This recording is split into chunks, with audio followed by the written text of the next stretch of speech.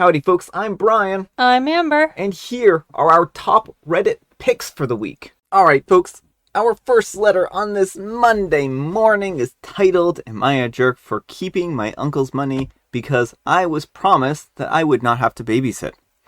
This summer, my family and my uncle got together in my grandmother's timeshare in Orlando to go to Disney World and Universal Studios. I wanted to go to Cape Canaveral while we were there too.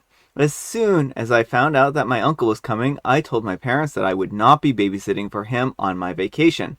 They promised me that I would not have to do that. First 2 days went great. I got to have fun at the Animal Kingdom and Hollywood Studios. Day 3 was Epcot, and my aunt and uncle started having a few drinks. My parents asked me to watch my cousins. I said no thanks. That I was promised that I would not have to babysit. My uncle pulled out a wad of cash and gave me $300. I was more than happy to babysit after that. It happened 2 more days. I watched my cousins 3 days and made $950. I used the money to have fun with the kids. I spent a little of it to get them snacks and drinks. Our meals were paid for by our parents. I took 1 day for myself and went to Kennedy Space Center. I had saved up my own money for the visit, but now I had cash. I paid for the VIP experience. It was amazing and I would highly recommend it. I also bought souvenirs that I would not have had the money for otherwise. I got a lightsaber and a droid and a wand at Universal. It turned out to be pretty good vacation after all. On my way home, my father said that I had played my joke long enough and told me to give my uncle his money back. I said, she's gone, and pointed at my souvenirs. I honestly wondered where he thought I had got the money to buy everything that I wanted. He went and told my uncle that I spent it all. I actually still had $200, but I wasn't going to mention that. My mom told my dad that I had earned the money and that they had broken their promise to me that I would not have to babysit.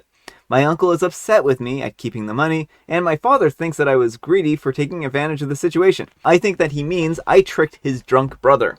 Alright folks, what do you think? Jerk or not the jerk? Not the jerk. They told you they were paying you. You like, I'm not babysitting. They're like, okay, here, have some cash. How are you supposed to know this money was not actually meant for you? Yeah, there was no way that OP could have known that this was actually like fake transactions. They spent the money on the kids, so their kids actually ended up having a good time as well. So it wasn't like OP spent all of the money on themselves. And even if they had, it was still their money to use to babysit. Right, exactly. Like, I think your dad and uncle are being really shady here, expecting you to babysit. Like, oh, no, you don't have to babysit. Oh, we'll pay you, but you don't actually get to keep this money. This is just some kind of game we're playing to make you babysit. Yeah. So if the dad is this worried, then he can pay the uncle $450 and they can split the childcare costs. Yeah. I don't think that OP's in the wrong though. I think that this was a pretty clear contract. They said that if you take care of the kids, we'll give you $300. So OP took care of the kids and got $300. I do not see how OP could have had that go differently. But let me know what you folks think. So anyhow, take care and good luck. And Aggressive Mind 2085 says, not a jerk, magnificent. You got paid and refused to let them cheat you. Well done. And Heavy Sand 5228 says, and now your whole family understands that you will not be walked all over in the future. Brilliant. And I think that's an important point too, is it really does show, like, if you promise OP you're going to give them money, you have to pay up. Yeah, there are consequences. And you paid. And Puddle Jumper 4 says, this is probably more valuable than the cash going forward. Being known in the family as the money babysitter means that OP will either be paid in advance or will be free to enjoy the vacation going forward. And Traveler 691 says, can you imagine giving $300 to a teenager and expecting it back? I cannot imagine what a bizarre game they thought that they were playing. I mean, I don't even know if OP is a teenager, right? Right, it's not clear what their age is, but can you imagine giving any person of any age, like, here, I'm telling you I'm giving you this money, but you need to secretly read my mind and know that I'm not actually giving you this money. Yeah. Alright folks, our next letter is titled, Am I a jerk for spending $45,000 of my husband and I's money to collect a $5,000 judgment from my ex? I'm a 45-year-old female, and the only good thing about my ex-boyfriend is that he is the dad of my 2 kids, a 16-year-old female and a 13-year-old female. We split 10 years ago. We never married. I started wedding planning business shortly after we got together and hired him as an office manager. That's when the full force of his narcissism came to light. Basically, he lied about his previous work experience and treated the credit card that I gave him for business expenses as his own piggy bank, flirted with other women, and was destructive and vindictive employee. I will take the responsibility. I jumped into owning my business and made some mistakes. I did not know at the time what was important or how to strategize. The business went bankrupt, and our relationship blew up. I sued him for property destruction and conversion. Basically the civil version of saying he stole from me, among other things. He humiliated me by saying that I was sexually harassing him. I was eventually awarded an amount that is around $5,000 today, factoring in interest. I thought that I owed one because he had filed for bankruptcy before and could not for many years. He then started this game of chicken with me, and I felt that I needed justice, especially because the cops refused to charge him for what he's done. It has been a game of whack-a-mole ever since. At first, he would quit jobs once we found out that he was working there. He worked under the table for a little while, lived with another girlfriend, and then moved to a state where you couldn't garnish wages. I spent countless hours with expensive lawyers, first fighting the case, which he dragged out, plus chasing him around, throwing around subpoenas. My ex has since developed a false sense of security and has been working openly. I told my husband that I wanted to get him to pay up before he files for bankruptcy or spends all of his money. He was upset because outside of the first $10,000 that I spent fighting this, $25,000 was our money. But legally, if I could just get my ex, I would collect the cost out of him as well. After I put down the $5,000 retainer, my ex quit his job, and I realized that I would need a PI to help gather information. The retainer has all been but spent. I get that this sounds insane, but it is the principle of it for me. He made years of my life horrible. Yet, my previously supportive husband said that I, as one of the heads of our household, and every leader has to understand when a war is expensive, and at times the cure is worse than the disease. He said that my ex will never make me financially whole, and that he did not want our money to keep funding this. I was furious, and we lapsed into a screaming match, and asked him to leave for the night. I could not believe that he was withdrawing support. We make $80,000 a year, we're frugal, but what was the point of the money if it wasn't used for things that we value? But now the investigation was bearing fruit. But I just wrote another check for $5,000 and anticipate having to write a third one. The check's funds came from transferring from our savings account. My husband is furious for that and said that I was setting a bad example for the girls. Am I the jerk for needing justice for the pain he caused me? All right, folks, what do you think? Should OP read the story of Moby Dick? Yeah, OP, you are the jerk here. This is not your money to do with as you please. This is household finances. You are part of a family. You need to be making decisions with your partner as a team, not blowing $45,000 just so you can make your ex suffer.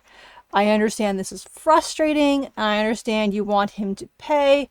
But the best way you can do this is just move on with your life and don't give him the satisfaction of knowing that you still care about him. Yeah. This is a really difficult situation because I see where OP is coming from, because OP is under the impression that they'll collect legal fees, I think. And so hopefully that means that they'll end up recouping the cost of the $45,000, right? But I don't know. I don't know if that's what's going to end up happening here. And then again, like what OP said, what happens if he declares bankruptcy? You can't get blood out of a stone, right? So this might be one of those situations where waging this any further is just not worth it, that he's not ever going to have the money to pay OP back.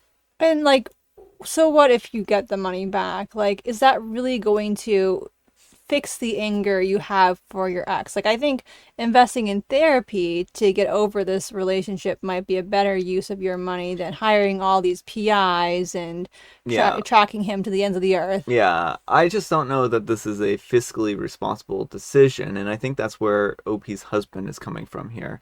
That there is, of course, some level of investment in this, but I think at this point in time, this is kind of the sunk cost fallacy. Mm-hmm. OP's already put a lot of money into this, and we are psychologically wired that when we put money or resources into something, that we want to continue to do that, even though it might be a really bad idea.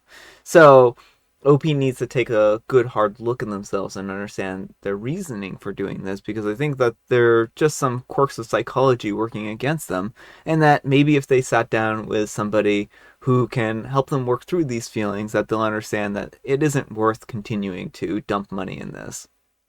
Yeah, because at the end of the day, you're not going to, even if you get that $5,000 back, it's at what cost? Like, you are not only spending a lot of your household resources, but you're straining your current marriage. You're so hung up on your ex and stuck in the past that you are inadvertently ruining your future, your present and future. Yeah, exactly. But let me know what you folks think. So anyhow, take care and good luck, OP. And IO Tech says, you blew $45,000 because of pride. You absolutely are ridiculous and a jerk. And pun intended, 1234 says, there's a saying about revenge that applies here. If you seek revenge, you should dig 2 graves. How much time and money have you wasted on this stupid fight, and how much are you going to lose to keep it going? You have a new husband and a new lease on life, but you are so consumed with anger, hatred, and revenge that you are willing to lose everything for even a piece of this so-called justice. Why? You made poor choices with your ex, and now you're making even worse ones.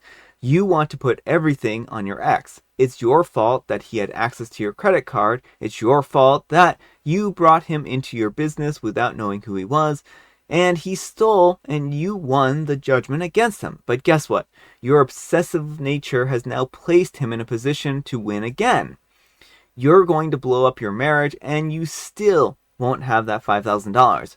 But you will have another demolished relationship due to your poor decisions. Stop. If you're in the United States and your ex tries to declare bankruptcy, you can literally go to his bankruptcy hearing and ask to be added as a creditor and fight for the bankruptcy. If you don't stop, you're going to win $5,000 but lose everything else. Please get regular and consistent counseling. You have children to raise, and if your ex dodging this debt is an indication, then I bet he isn't willing to be there for his kids. You chose him, they didn't. They need a mother and stability, not a woman so bent on vengeance that she would sacrifice everything and everyone for a pittance. Accept that you did wrong and that he did wrong, and you can't change the past. You can only make better decisions now. Right now, you aren't doing that. You're behaving poorly when your kids need you the most, and you're wasting the only resource that you can never get back, your time. Your kids will be grown before you know it. Don't waste their childhood trying to attack their father for what he did, focusing on creating a beautiful life for yourself and your kids and your husband. I mean, I think that says a lot right there. Mm-hmm. You know, I think that that person has a lot of good points. Though I wouldn't blame OP for being trusting of their husband, Well, right? exactly. I mean, I think that part what misses the mark a little bit, because while OP may be legally on the hook, it doesn't mean that they are a bad person or did wrong for putting faith in an employee. Yeah, and I mean, I think the courts prove that, right? Mm-hmm. Like, the courts have said that OP should have been compensated for that wrongdoing. Stealing is stealing. Don't blame the person who's being stolen from. Mm-hmm. Blame the person who is doing the stealing. Yeah. And Ellis Bapp says, you have children to raise. Man, I wonder how much of the college money went into this. Plus time, energy that could have been spent in making more than the $80,000 a year. Your ultimate revenge on him could have been more successful than him, and that you didn't need his money to take care of the kids. Wow, you're the jerk. One of my favorite adages is the best revenge is a life well lived. And OP replies, are you kidding me? For many of the years, we've only had a rough idea of where in the country he's been living because he's such a nomad who cannot keep a job. He's not paid a dime of child support. If he did, maybe I would be more keen on forgiving his debt to me. The kids only know him by his first name, and that he is probably living off of some family member or another woman that he managed to trick into thinking that he's a good person. I really feel bad for OP here. I mean, I think that they're a very angry person, and I think they have right to be, right? But Again, this isn't healthy to obsess at this point in time. No, and they're only hurting themselves. And I mean, again, I think therapy would be a much better investment. And OP replies, he's been picking up and moving for the past decade. He does not even send the kids Christmas cards. And as far as the courts know, he is always unemployed and has no capability to get consistent work. So I haven't seen a dime in child support. And even Spoonier says, no jerks here, but you're letting this consume you. I understand wanting justice, but at this point you're hurting yourself more than you're hurting him. Is it really worth having that additional pain? Maybe you decide that it is, and if that happens, then you do what you need to do, but there are other people involved in this now that may need to do what they need to do. You have the right to go down with the ship if that's what you really want to do, but you don't have the right to drag others down with you without their consent. And OP replies, I just lay awake thinking about him living off unreported cash and then laughing at me. Like I said, I think OP needs therapy more than anything at this point in time, and I feel so bad for them because this is just the classic tale of Moby Dick right here. Alright folks, and our first letter is titled, Am I a Jerk for My Boundaries with My Sister? I have always traveled for my job, so when my deceased husband and I decided to have children, we hired a nanny to help out since he also worked full time. She helped during the hours that he couldn't be there. When he passed away, she became full time since I still had to travel. Sometimes she would come traveling with me if it was somewhere fun. When I'm not traveling, I want to spend as much time with my children as I can and really bond with them. I also have a rule in my family that I don't want to be responsible for their kids. You want to spend the day with us and hang out by the pool? Come on over. But the minute you leave my house, so do your kids. I've had a hectic last couple of years and still continue to live a busy life, so I didn't need my free time being spent watching kids who may or may not listen. This rule also applies with my nanny. Recently, my sister has been calling my nanny while I'm away, asking her to watch the kids because of an emergency. The first couple of times, the nanny said yes, but has recently brought it up to me because she's aware that she's had to spend more on groceries, gas, and activities, and didn't want me to think that it was weird. I called my sister and said that she will absolutely not bring her kids over unless I'm home, and she also plans on staying to watch them. She threw a fit. Drama has now ensued because she called the nanny and was told no. My nanny picked up the kids and left to go do something because she knew my sister would just show up. She did. She dropped her kids off on my porch, and when my nanny noticed on the camera that they were there, she called my sister, who didn't answer. So she called me, and I called the cops. I'm not messing around with her taking advantage of someone that I trust with my kids and possibly losing her. The cops picked up the kids, and now there is a CPS case open because they couldn't get a hold of my sister for hours. My whole family is blaming me for not paying the nanny extra to take care of the kids, and I need to know that I'm not crazy. And also, there is a comment in the comments below where OP says that the kids have been taken away from the sister and now have been entrusted with her ex. So the father also is available to take care of kids. I just want to point that out. All right, folks, what do you think? Jerk or not the jerk? Not the jerk. I mean, you're the one who is paying your nanny to watch your kids. That doesn't mean that everyone who has kids and wants a break can just drop them off. Yeah. You know, your nanny is only agreed to watch your kids. Your sister was saying, oh, it's an emergency, and your nanny, you know, out of kindness took extra kids for no extra pay. Mm-hmm. And now everything's become an emergency. Yeah. Like, what your sister is doing is not okay. It's not fair to burden someone and make them do a job that's not their job they're being paid for. You know, I mean, I could certainly understand if it was truly an emergency, having the nanny take care of the kids, if that's what she wanted to do. But these clearly aren't emergencies. There are other people in the family who could have taken care of the kids, and the sister is just choosing to treat the nanny like free babysitting. Yeah, well, and even if it was an emergency, it would still be incumbent on the sister to talk to OP and be like, hey, is it okay if I ask your nanny, you know, if she can watch my kids during these hours? I will compensate her X amount of money. I mean, I think it depends on the type of emergency, but certainly I think that would have been the more appropriate path to take here. And I can't blame OP for not wanting to lose their nanny, because if you treat someone who's doing a service for you poorly, then they're not going to want to stick around. And OP doesn't want this person who they like and they trust to feel like they're being taken advantage of and to just stop showing up, right? Mm-hmm. So, yeah, I don't think that OP's in the wrong. There's a very real risk of a child care worker being like, no, I'm done. I don't want to do this anymore, right? Yeah, well, I think they were intentionally leaving OP out of the loop because they knew OP wouldn't be okay with it. And so they were just trying to burden this poor woman and, like, give her extra kids without, like, compensating her in any way. And it's not a cool move. And I understand the sister may not be in the same financial situation you are. And it's unfortunate that not everyone has the same financial means. But that doesn't mean you get to exploit other people. Yeah, exactly. But let me know what you folks think. So anyhow, take care and good luck. And Jackson Love 3 says, absolutely positively not the jerk and you're not crazy. I have no real words for your sister. Selfish and entitled jerk doesn't do it justice. To completely disregard what you and your nanny told her and drop off the kids and leave them there is child abandonment, and she deserves to have the police called. Tell the rest of the delusional family that they can step up and be taken advantage by your sister. Please update. And OP replies, the only update I have so far is that her ex-husband now has temporarily full custody of the kids until this all plays out. So they are safe and with the right parent. So I think that, again, that's a really important thing, that the kids are safe, right? This isn't going to be something that this happens again.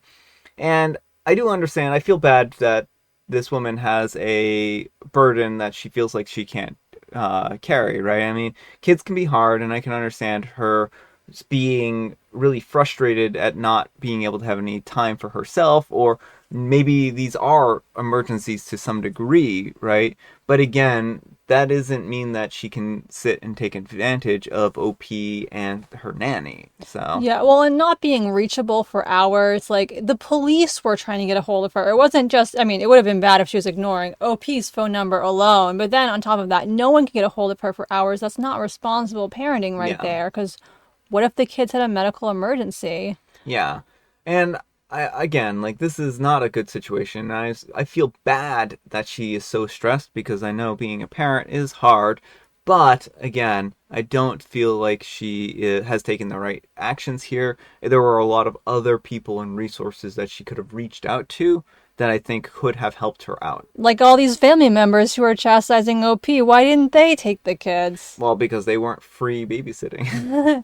And Just Laurenke says, oh my goodness, how old are the children that your sister abandoned on your front porch? And OP replies, 4 and 6. And New England K says, oh my goodness, who leaves a child that young alone on the porch? And that's actually a really, this, I actually didn't know the ages here, and that really puts another light on this. A 4-year-old and a 6-year-old are not old enough to fend for themselves. And OP replies, when I saw them on the camera, my heart absolutely sank. And Celtic Music Book says, where is sister-in-law when she's having these emergency babysitting needs? And OP replies, I've since learned that it was to go use illicit substances, drink, and sleep with her criminal boyfriend. She has always said that it was a work or friend emergency. That is not good. And I mean, if she is doing these kinds of things, then maybe it is best if the other parent has full custody, because certainly, again, I know parenting is hard. I'm not saying that it is an easy thing, but she also needs to provide a safe environment for children. And if she is doing things that could endanger the children, then that's certainly not a good place to be. And hopefully she's able to get the help that she needs to go through a recovery process. Maybe this is going to be the wake-up call that she needs in order to, snap out of this and start working towards bettering herself and her life. All right, folks, and our next letter is titled, Am I a Jerk for Taking Close to $1,000 worth of face cream that was abandoned? My wife and I were in New York City today to celebrate our cousin's birthday. We took a train in and out of the city and left a bit earlier to get home in time to take care of our dogs. We were in a bit of rush, but we were super hungry and stopped for a quick meal at Shake Shack. We found a couple of bar stool seats and noticed a small shopping bag that had some skincare products in it, but no ID, wallet, or anything else. I checked. We didn't recognize the brand or the store name, and it was at the counter before we arrived. We were there for about a half hour or so and kept an eye on the bag, assuming that someone would realize that they left it and would come and get it. but that didn't happen. So we just took it when we left. Later, we sent a picture of the face cream to my brother's partner, who has worked in cosmetics for years. He told us that they were super expensive products that totaled nearly $1,000 after taxes. The single face cream retails for like $300, and there were other items in the bag, and scolded us for not turning it over to the cashier. My wife feels bad because we hadn't even considered doing that, but I don't feel guilty at all because we didn't steal it from someone. They left it and it had been parked there for at least a half hour, probably longer. It's bad, but maybe we should have considered turning it into the cashier or even looking up and traveling to the store to return it and then let them sort it out. But that would have taken a long time. We were exhausted and we were already rushing to get home as it was. We genuinely didn't think of it. In my opinion, if you've left something behind like that and didn't immediately retrace your steps to find it, then what happens happens. It's bad, and I don't mean to put down someone who accidentally left something behind. It happens to all of us. But no, I do not feel bad to be the finder. Plus, I can't help but wonder that any cashier would have been just as likely to keep it too. Also, what realistically could they have done? It's not like a phone or a wallet that could have been traced to the owner. There was no receipt in the bag or anything. But maybe that's beside the point. Am I the jerk? Alright folks, and then OOP has also an update, and we'll read this and then we'll make some judgments. And OP says, okay, all, thank you for the feedback. I totally get why I'm the jerk here. I thought as much and told my wife that this post was pointless because, yes, I did take something that isn't mine. I wasn't thinking or being kind, just selfish and tired. We are not thieves, lol, just people. I made a thoughtless mistake today and was a jerk. Genuinely didn't know that this stuff was that expensive or a fancy brand in the first place. I have never heard of it before now. But it doesn't matter if it was worth $1 or $1 million, it's still a jerk move. Most of you pointed out the golden rule here that I disregarded. What would I have wanted if I left something behind, expensive or otherwise? Obviously, I would want my stuff turned in and held safely. Who wouldn't? I've also found and turned things in many times before in stores, libraries, etc. Not sure why I didn't this time. However, it absolutely doesn't work that way in reality. We've all had things stolen before, and we've all left stuff behind that was gone when we came back for it. It's bad, but it happens. When it's happened to me, it's my own fault for forgetting things or leaving them out in vulnerable places without someone to watch them. Because like me today, not everyone thinks about it, or has the wherewithal, or even cares about lost items being returned to their owners. I don't like that I contributed to that trend, but I was in a rush, tired, and I made a jerk mistake. Regarding to the finder's keeper in my rushing, instead of taking a few minutes to be nice, I was wrong. But unfortunately, I can't undo it this time. In particular, thank you to the commenter who pointed out asking for a manager and turning it in with them when it would have been the best move. Again, I hadn't thought of escalating it that much. If this sort of thing happens in the future, that's what I'll do. Alright folks, what do you think? Yeah, I mean, it's good that OP is seeing the error in their ways, but also I don't feel like OP is going far enough to make amends for this wrongdoing. Well, I actually will say, and later in the comments, OP is claiming that they are going to mail the stuff out to either the store or the restaurant that they were stopped in, and that way they can actually return it to them. Yeah, I also feel like they're not taking enough culpability for their actions. Absolutely. They keep being like, oh, well, I was tired and rushed, and I just happened to take this stuff that wasn't mine. Anyone could do that. And it's like, no, OP, you don't get a pass because you were tired and rushed. You deliberately took something you knew wasn't yours with the intention to profit off of it in some way, shape, or form. You may not have known the monetary value, but you knew it wasn't yours, and you shouldn't have taken it. Well, there's also another bit here that I don't think OP's considered, and I think that's the aspect that there are security cameras, and even if OP wasn't able to find the owner, looking at the security cameras and hunting down the owner that way is something that the store could have very well done and may actually end up happening anyways, because if you leave $1,000 worth of items around, you're going to want that back, right? Right. The original owner is probably going to retrace their steps at some point. So for OP to be like, oh, well, they left it so long, it was just abandoned. It's like, no, they just haven't realized they left it yet. They may be retracing other places before they got here, you know, and so it's just... Well, and like if you left the scooter out in the open, right? And somebody finds your scooter or your bicycle or something else and they ride off with it, no one's going to be like, oh, that happens. I just saw this random bicycle laying around and I thought that nobody wanted it at that point in time. And that's not really how it works. When you take something, it doesn't matter. I could understand if it was like a scrap piece of paper or something that most people wouldn't consider valuable, but really at the end of the day you have to consider that somebody is going to want that and is going to come back for it, and it isn't your decision to figure out whether or not that's the right move. Now there are some places where there are like finder keepers law, where if you turn something into the police and they haven't recovered it in like a month or something like that, then there are like provisions where you can claim it.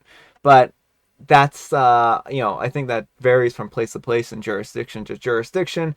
So again, that isn't a decision that you can just make. Well, I also don't like the touch of victim blaming going on in here, where OP is like, well, if I leave something out and someone takes it, it stinks, but it's my fault. But no, if everyone in the world was well-intentioned, you could leave things, no one would take them because it's not theirs. Yeah, of course, we have to be careful with our stuff because there are ill-intentioned people, but it's not our fault that someone made the conscious choice to steal your stuff. And I mean, I do think that there is a case to be made that under certain circumstances that finders keepers is a rule that can be, invoked, but I do think it needs to be within a reasonable time period of somebody finding this property and giving the original owners the chance to recover it. I mean, finding loose change on the beach, that's fine. Yeah. Like, nobody's going to come looking for their missing pennies, probably. But I think in general, like, if you see something as big as like a bag of face creams and other body products, like, that's very clearly not intended for you. Yeah, and I mean, certainly, I'm not saying that again, I'm not justifying what OP has done here, but I do think that there are certain provisions and laws and stuff like that that will allow you to take the proper course of actions in order to recover property that may be unclaimed. And again, I don't think that OP took the right course of actions here. They saw a bag and they took it. And that's really what this boils down to. They didn't give the owners a reasonable period of time to recover it. And they may have committed a felony. And especially if the cameras trace this back to them taking the bag, right? Like, I don't think they understand that this could be a really serious thing. They may not have meant to commit a felony, but a lot of places, like over $500, over $700, that's like felony territory where you're going to get into a lot of trouble for taking something. So yeah, maybe this is a good lesson to learn that taking stuff that doesn't belong to you is a bad idea. But let me know what you folks think. So anyhow, take care and good luck. And Bloodfire00 says, why can't you undo it? Bring the items back to where you found them and turn them in. And OP replies, I don't live in that state, and I just can't go to the restaurant again. I'm hoping that I can mail it directly if I can find the person or the store that it came from. And Tux and Flipper Forever said, according to other posts, you live in Central Jersey, which is a reasonable driving distance from the place. And OP replies, unfortunately, it's not an option for me right now. I'm mailing it to the store directly, just waiting on the label to get here so I can send it out. I'm not going to get into too much more of the comments, but I think people calling OP out may have been the impetus on getting them to return this, which, I mean, whatever course of action needs to be taken. But I just hope that OP does actually take those actions, and this isn't just cheap lip service, Mm-hmm. All right, folks, our first letter is titled, Am I a jerk for saying that my mother-in-law acts as though she's in a relationship with my significant other? I'm a 26-year-old female and my husband is a 32-year-old male, and he's a complete mama's boy. He'll call his mother for hours and talk to her and spend time with her, more time than he does with me. I recently hit my 6-month mark in my pregnancy and asked my husband to help me get ready with all sorts of things for the baby. He said that would interfere with the time that he spent with his mom and replied, yeah, but I need you more right now. And would you do this some other time, please? He gave me an offended look and said, you know my mom comes before you. I was just kind of shocked, but I explained to him that we just needed to get ready with a few things here and there, and that I wouldn't need more help later in the week. He just ignored me and went to his mom's house. After a while, she called me and said I won in a snarky voice, and I just bit my tongue and I said maybe I'll win next time, and she hung up. I could hear my husband laughing in the background, and that just angered me for a little while, and I was walking around lifting my fold up, bringing it upstairs. It hurt, but I got it done. I decided to paint the nursery walls another day. Our anniversary rolls around a couple weeks later, and I woke up and I got my husband's gift ready that day, and I cooked his favorite meal. He came back from work, and I was upstairs in the bathroom, and then he left. I got all eager and happy that he was bringing some sort of surprise and waited in the living room. 30 minutes go by, and I call him saying, "Where are you?" And he replies, "Oh, I'm at my mom's house." I don't appreciate what I said about this, so please don't go too hard on me in the comments. And I said, "She may as well be having your kid. You clearly seem like you're with her." I hung up the phone, and it was probably on speakerphone, and minutes later I got a bunch of texts from them saying that I shouldn't be so jealous, that I should respect my mother-in-law, and that I should maybe find something to do instead of being a bitter jerk. Am I the jerk? Update, I read through some of the comments, and oh boy, my husband and I have been together for 5 years, and we've been married for half a year. I never really noticed things like this because I'm kind of blind to these things. I think it all started when we got married, because as soon as we did, she lived with us for about a month after she was going to be leaving my all-grown son. I think my mother-in-law is competing with me, and I might even have to give my husband an ultimatum, because after reading these comments, things could only get worse from here. I've talked to my husband after I posted this, I didn't tell him about it, and asked him why he visits his mom so often. His only response was that she's an important person in his life and he's grateful to her. BS. I've now only realized that my husband has been acting like he's married to his mom. I'm seriously considering getting a divorce because of what I have been reading. My mother-in-law has no intentions of changing her behavior. Thank you all for the input. I'm going to have a long discussion with my mother-in-law and my husband. All right, folks, what do you think? You are going in the right direction there. I really think you need to re-examine your relationship with your husband, because unfortunately in situations like this, it's not likely to change. He has outright said that his mom matters more than you. Yeah. And that means you're always going to be playing second fiddle to her.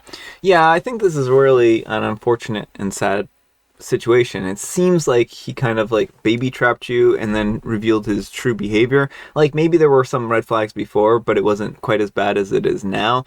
I think that this is one of those situations where he has shown his true colors. He's now shown you who he really is and who he values in his life, and that maybe you should take the hint and end things. I don't even know if counseling at this point in time is going to be helpful or productive, because he'll probably drink his mom there too, right? Yeah, well, and my concern is that either one, OP, you'll be functioning as a single mom, in which case you might as well not be married to him, or two, his mom is going to try taking the baby, and like that's also not a good option, and just like push you out. Oh, this is my baby now and my son's, and we're going to raise this baby, and you're just the, extra person who gave us the baby. Yeah, this could be one of those situations where OP is the surrogate, and that the real parents are going to be the mom and OP's hopefully ex-husband.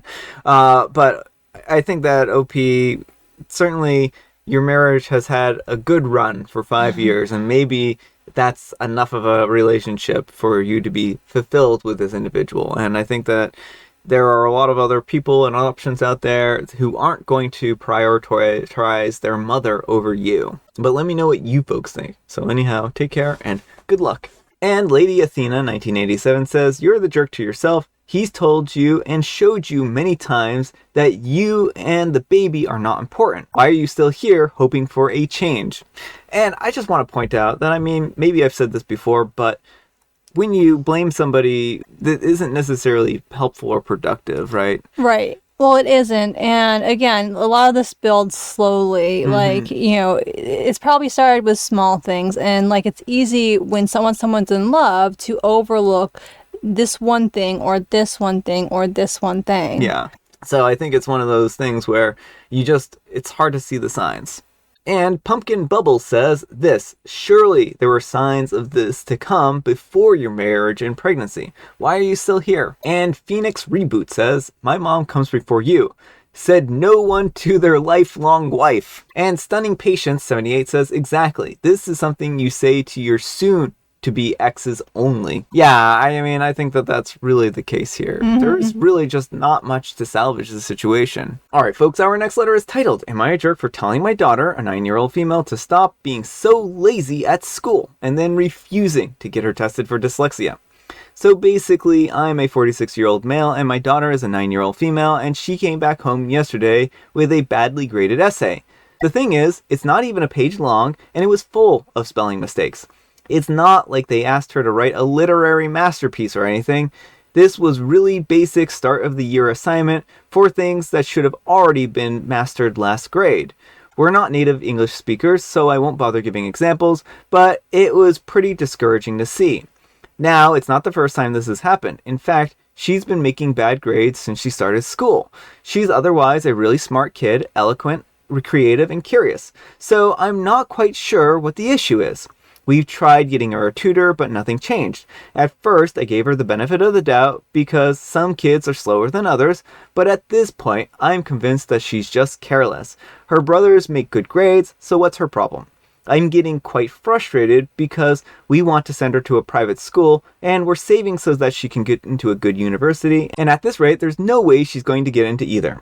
Anyways, yesterday she brought me the essay to sign and I got angry and I told her that she's being lazy and won't get far in life and that she should stop slacking off. It's not that hard to proofread an essay before handing it in.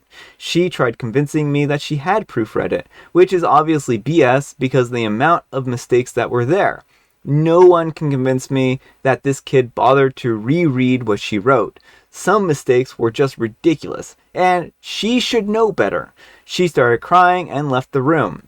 My wife thinks that I'm the jerk here. Apparently, there is a whole lot more of bad essays that I never even saw because my daughter avoids giving them to me to be signed by me when she can. This really made me mad. Of course, if she can get them signed by her mom and not face any consequences, she has no reason to change her behavior. I recognize that I might have been harsh, but I don't know what to do anymore. What is it going to be when she has to write university essays, or even just write regular work emails? No one is going to take her seriously if she can't string 2 sentences together. I want to believe that she's a smart kid who's capable of more than this. My wife and I had a fight over it, and we're still mad at each other. She wants to get her tested for dyslexia, but I disagree. I'm afraid having a label will only give her an excuse to slack off more. You can't just play the dyslexia card out in the real world. No one cares. So, am I really the jerk here? I just want my kids to have a chance in this world. Clarification, the essay was in our native language, French. Alright folks, what do you think? Yes, OP, you're a jerk and you're completely misunderstanding the importance of diagnoses. First of all, I don't know what country you're in, so I don't know if you have an analog of the Americans with Disabilities Act, but a lot of countries do have laws that employers have to accommodate people with disabilities. The point of getting her evaluated for dyslexia is to see if she has a learning disability that is contributing to her difficulty with spelling. And if she has this diagnosis, then yes, hopefully future employers would accommodate her and help her. So, I just want to kind of talk from personal experience here a little bit. Now, I've never been formally diagnosed with dyslexia, mainly because my parents had a very similar attitude to what the OP here has. I strongly suspect that I am dyslexic. And what that means is when I read, sometimes the words just change themselves, right? It doesn't mean that I'm like not trying to read. I'm not a person who's being careless when I try to read. It's just that sometimes the words change. Sometimes when I'm trying to spell a word, it just changes. Like, it feels like the entire world has suddenly decided all at once to change how something is spelled. And it's just very frustrating. And spell check is a lifesaver for me because if I didn't have a spell checker on a day-to-day basis, it would be very difficult to get through a day without misspelling things. And that's another important point here is that your daughter, she's growing up in an age when she has the ability to have things like spell check.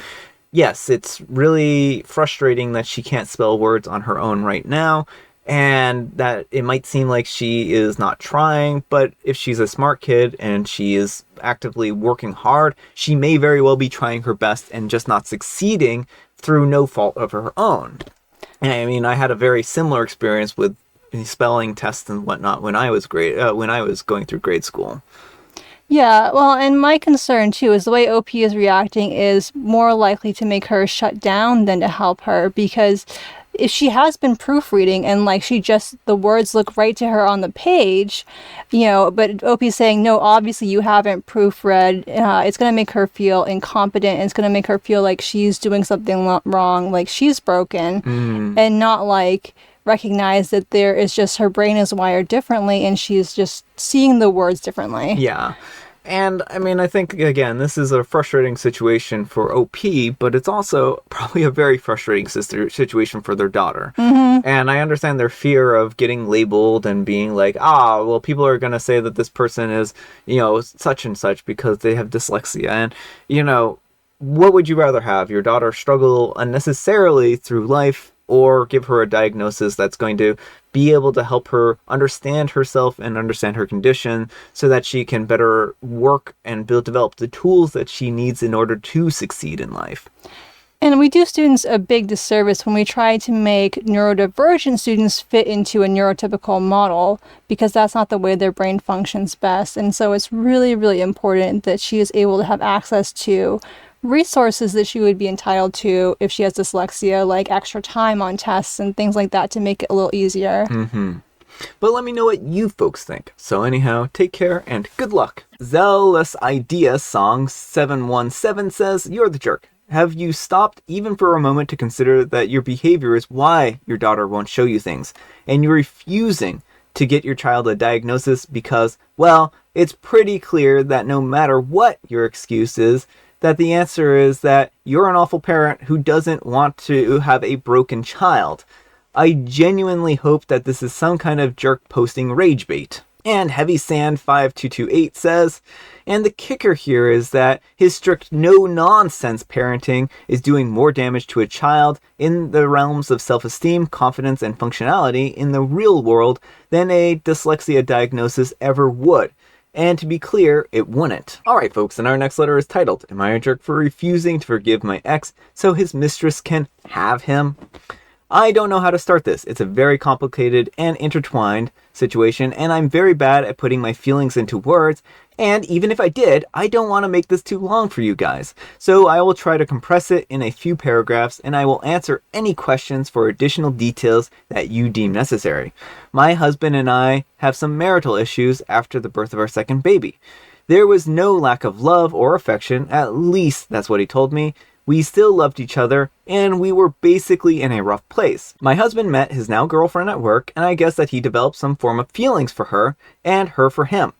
He came to me one day and said that he loved me so much, but that he wanted a break for a few months because we needed to work on some of our issues separately. I was heartbroken, and I agreed, thinking that we were going to get back together in our marriage. Not a week later, I heard that he was sleeping with another woman. I filed for divorce, and I haven't seen him since. This was 3 years ago.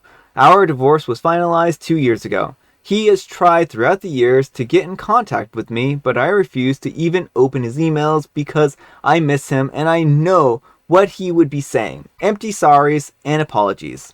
For me, he cheated, even if not everyone agrees, because we were on a break.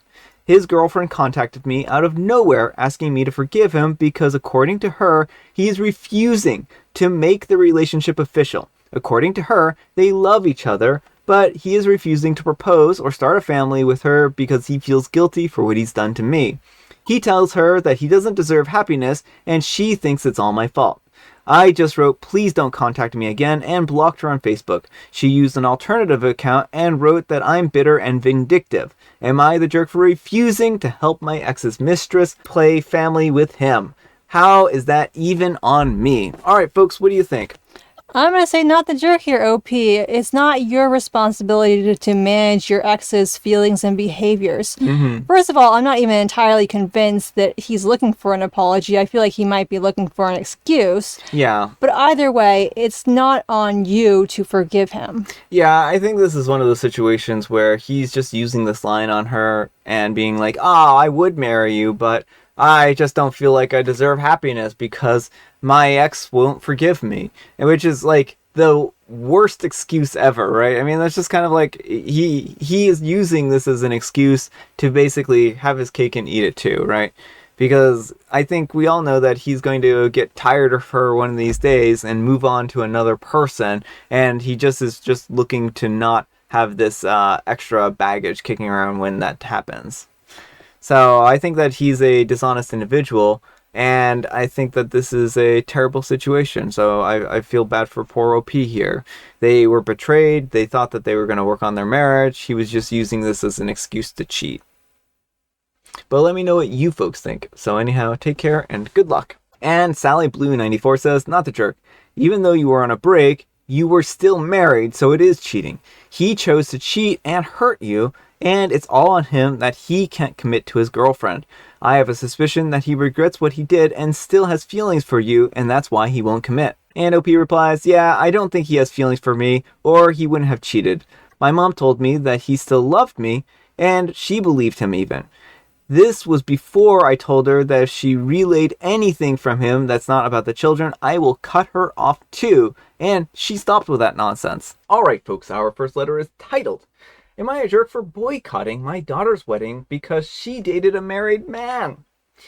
Two of my daughters, Tate, a 33-year-old female, and Camille, a 27-year-old female, have dated married men. The family participated in Tate's wedding, but we are boycotting Camille's. I'm a 56-year-old female and my husband is a 58-year-old male, and we are both strongly against cheating of any kind, as is our entire extended family. However, the situation with Tate was different. Tate's husband of 8 years, Mark, is the CMO of the company that my husband has been with for 12 years.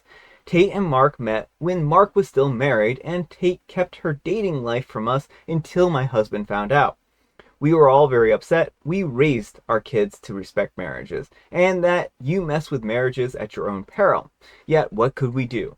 My husband's supervisor reported to Mark. To upset either party would have been a one-stop shop to having to find another job. Mark was related to 2 members of the board of directors. We told Tate that we weren't happy with this, that cheating married men are famous for dumping their girlfriends so they can blame their moral shortcomings on her, and then society applauds him for coming to his senses.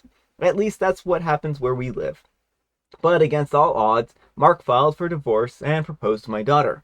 Tate asked for us to take part in the wedding, and the whole extended family thought about it, realized that Mark's ex-wife seemed perfectly happy rolling around town in her new Mercedes and bachelorette pad, and his son was posting thanking Mark for putting him through Duke University.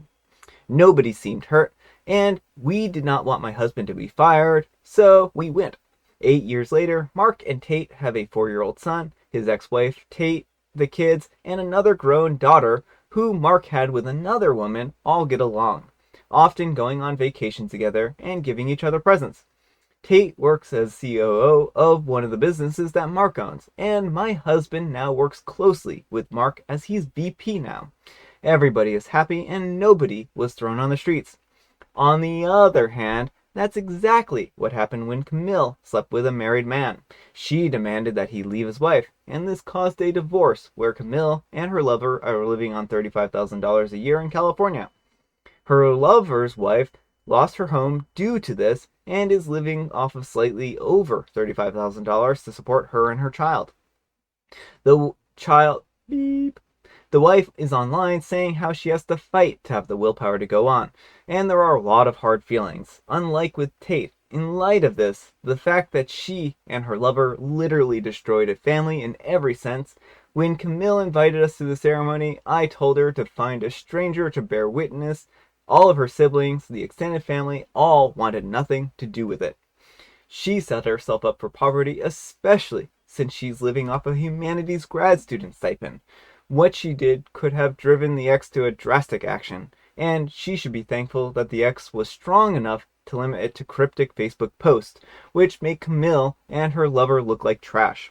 Am I the jerk for telling Camille no thanks to watching the mess that she made of her life? Alright folks, what do you think? Jerk or not the jerk? Yeah, I think you're a jerk and a raging hypocrite. It seems like you can be bought with enough money. I mean, I know you say, oh, nobody get hurt, but first of all, you don't know what's going on behind the scenes. You don't know how the ex-wife is really feeling in either of these cases. Yeah. All you have are the occasional cryptic Facebook post to go off of. And so I think you're just trying to assuage your guilt by being like, look, she's fine. Everything's fine. This is totally fine. We're going to get a lot of money this way. My husband's going to get a promotion. Everything's going to be fine. Yeah, the problem I have here is that they're treating the two different daughters unequally. Mm-hmm. And if they had boycott both of them, then I wouldn't have had a problem with this. Mm-hmm. And I think that they really need to go and participate in this wedding since they've already shown that they're willing to support cheating as long as it's with the right person. Yeah, well, on the whole, like, I don't even know why OP goes into the economics unless it's because I think it's very clear that the OP is upset because the daughter is in poverty on top of that. Like, oh, she set herself up for poverty by getting a humanities grad degree. OP, you need to re-examine your morals and your priorities because money does not a good person make. Yeah. And it's fine if cheating is a hard line in the sand that you don't want to support. Totally get that, but it needs to be a hard line in the sand. Well, there's a whole lot of stuff here that I think is kind of wrong. Mm-hmm. The fact that two of his relatives are on the board of directors, I mean, that kind of shows a level of nepotism, doesn't it? Mm-hmm. Might have just gotten this position because he has family there. And if his family is rich, basically what you're saying is that as long as somebody has enough money and enough power and enough connections that you're willing to overlook minor transgressions. And I think Amber's right when she says that all the stuff that OP is saying here is just an excuse to assuage their guilt, really.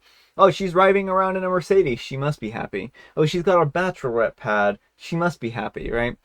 I mean, everything that OP mentioned is essentially like monetary to some degree, right? Like, oh, she has enough money, so she must be happy. And so it does seem like a very money-centric post here. So I have a really hard time being like, oh, well, you're treating your daughters unequally for just cause. Right. It just feels like it all comes down to money at the end of the day. How is this going to benefit or hurt us as a family? Mm-hmm. Oh, well, we can suck it up if my husband's job might be on the line. Although, even though it shouldn't necessarily be on the line if you just disapprove of your daughter's wedding. Yeah. It feels very much like OP is very money centered. Yeah. Well, and then I think also, like, I do think that the two situations are slightly different. Like, one daughter did, it seems like, break up a happy marriage versus the other one where they may not have been a happy marriage, right? Then, I mean, I think there's certainly people do figure out that they're not compatible and that they don't want to be together, and I think that's a perfectly legitimate thing, but you should get divorced before starting to date. It doesn't necessarily sound like either marriage was happy or working. It just may be much harder to be a single parent. Yeah. We don't have any insight into either of the marriages to say whether they were happy. Well, and I think that's really fair. Like, that was maybe an overgeneralized statement of mine. Like, we don't know that Camille's partner was any more happy or unhappy in their relationship. I mean, clearly they cheated, so there had to have at least been some cracks there, right? But let me know what you folks think. So anyhow, take care and good luck. Alright folks, and our next letter is titled, Am I a Jerk for Not Being Upset That My Wife Cheated? So a bit of background. I was raised by hippie parents, and I guess that I think that it really rubbed off on me when I was starting to date. So I had a very free love attitude to dating and adult intimacy. I slept around a bit and had a few one-night stands. I was involved with a polyamorous and open relationships, and I think I would describe myself as aggressively pansexual. In my idea of a perfect world, having adult intimate time would be as socially acceptable as handshakes. I'd happily be intimate pretty much with anyone I know. But I know this isn't the norm. I'm well adjusted socially, and I have a high degree of empathy, I think. And I understand that most people aren't like that. So I am happy being platonic friends with people. And even if I'm very attracted to someone, if they're not interested in me like that, I'm still happy to be friends. Then in 2015, I met my now wife. She wasn't like that at all. She was purely monogamous and felt that intimate time was very personal and intimate. We met each other through friends of friends, and we vibed really well and enjoyed hanging out with each other. And then, when we were chilling out at her house one day, watching an Avengers movie, and her housemates had to leave, and it was just on the couch. And then one thing led to another, and we slept together. After talking about where we were at, we decided to stay as friends. But we just liked hanging out with each other too much, and then it happened again. And we had another talk, but I really liked her, and I figured if I could do monogamy with anyone, it would be her. So I made my decision. Monogamy it was. And, well, we grew together, and apart from the odd, craving for diversity, I was super happy. And I feel like I was falling in love. So I proposed because I realized that I would choose spending the rest of my life with her over polyamory. We got married last year, and we lived our happily ever after until last weekend. So my wife went to a work function. Originally, she had planned on being home no later than 10, but then just before 10, she messaged me saying that she was staying out and will crash at a friend's house. I didn't think it was a big deal, and I said, okay, I'll see you tomorrow. Love you. She got back the next day, and she was acting a bit, noticeably a bit reserved and withdrawn. Figured that she must have been hungover. I made her a cup of tea, and I asked her if she needed anything. She shook her head and said that she just wanted some alone time. I thought something might have happened, and I said, okay, I'll be here if you need to talk. She didn't look at me, and I was really worried that something awful might have happened. She kept being withdrawn over the weekend, and I was really worried that something awful might have happened, and kept running through different scenarios in my head on the terrible things that might have happened. On Monday, she went to work. I work from home, and without a word, she came home and was still not talking to me. That was when I started putting my foot down. I wanted to respect her need for space, but I also was extremely worried about her, and it wasn't characteristic of her to push me away. We always felt like a unit. Like no matter what, we were always on each other's side. So I said to her, I need to know what's going on. Please, this isn't like you to shut me out. And that's when she burst into tears and told me that they went clubbing and that she met some younger guy who was really hot, and they danced for a while, and she got really drunk, and they ended up going back to his place and being intimate. At this point, I laughed and I was like, oh honey, I was worried that something horrible had happened. And then she looked at me like I had just done something terrible and said, you don't care? And I said, it's not that I don't care, I just don't think of these things in the same way that you do. She claims that I have never cared about a relationship and asked me if I ever cheated on her, and I said that I didn't, but she's being so hard on herself and upset. Like, if she made a mistake, she's punished herself more than I would have ever thought about doing. And also, she was incredibly drunk, and decision making when you're drinking isn't that good. I don't want to share this with friends and family to get their perspective because it's quite a private thing. She says that I'm a jerk for not caring, but she's just punishing herself and I still love her. Am I really the jerk here? It just strikes me as incredibly possessive to be angry at her about it when I've always had this kind of free love mentality. All right, folks, what do you think? Jerk or not the jerk? Not the jerk. I mean, first of all, you are allowed to have whatever feelings about this situation that you have. It's not incumbent on you to have the exact set of feelings she wants you to. What matters is how you express them. And it seems like you expressed it with care and love for her. I don't think there's anything wrong with having a different view on this, and I don't think you would have done yourself a favor by being dishonest with her. Yeah. I think that, OP, you have made it very clear from the very beginning of your relationship that you view intimate times between people as a very different sort of value in a relationship. You don't see it as that big of a thing. And your wife has been the one who's made a big deal out of it. And I think what she's experiencing is cognitive dissonance. She feels like she's done something horrible. She feels like she's betrayed you. And she's probably putting herself in her own shoes. Like, how would I feel if he did something like this? And she would feel deeply betrayed. And I think what's happening right now is she's trying to reconcile that. She wants you to be angry at her because that's how she would be if she were in your shoes. And that's what she thinks it means to have to be valued in a relationship. Yeah. She thinks that the anger is a sign that you value the relationship, which isn't the case in your situation. Like, you made it very clear that you have a very different feeling about this. So I would recommend potentially going to a couples counselor to sit down. They'll maybe help communicate, because it seems like you're at two very different places, and hopefully they'll be able to help you find a way to bridge and for her to understand your perspective. I mean, I think that this is something that doesn't feel like a betrayal to OP, and OP still loves his wife, and he just doesn't view the intimacy in the same way that she does. And I think that if this is still a relationship they want to work on and salvage, that they can go for it, and that this is more power to them, right? So, I mean, I just feel bad that this has turned into such a big deal. And I mean, I certainly understand, like, she's the one who made the requirement of monogamy, right?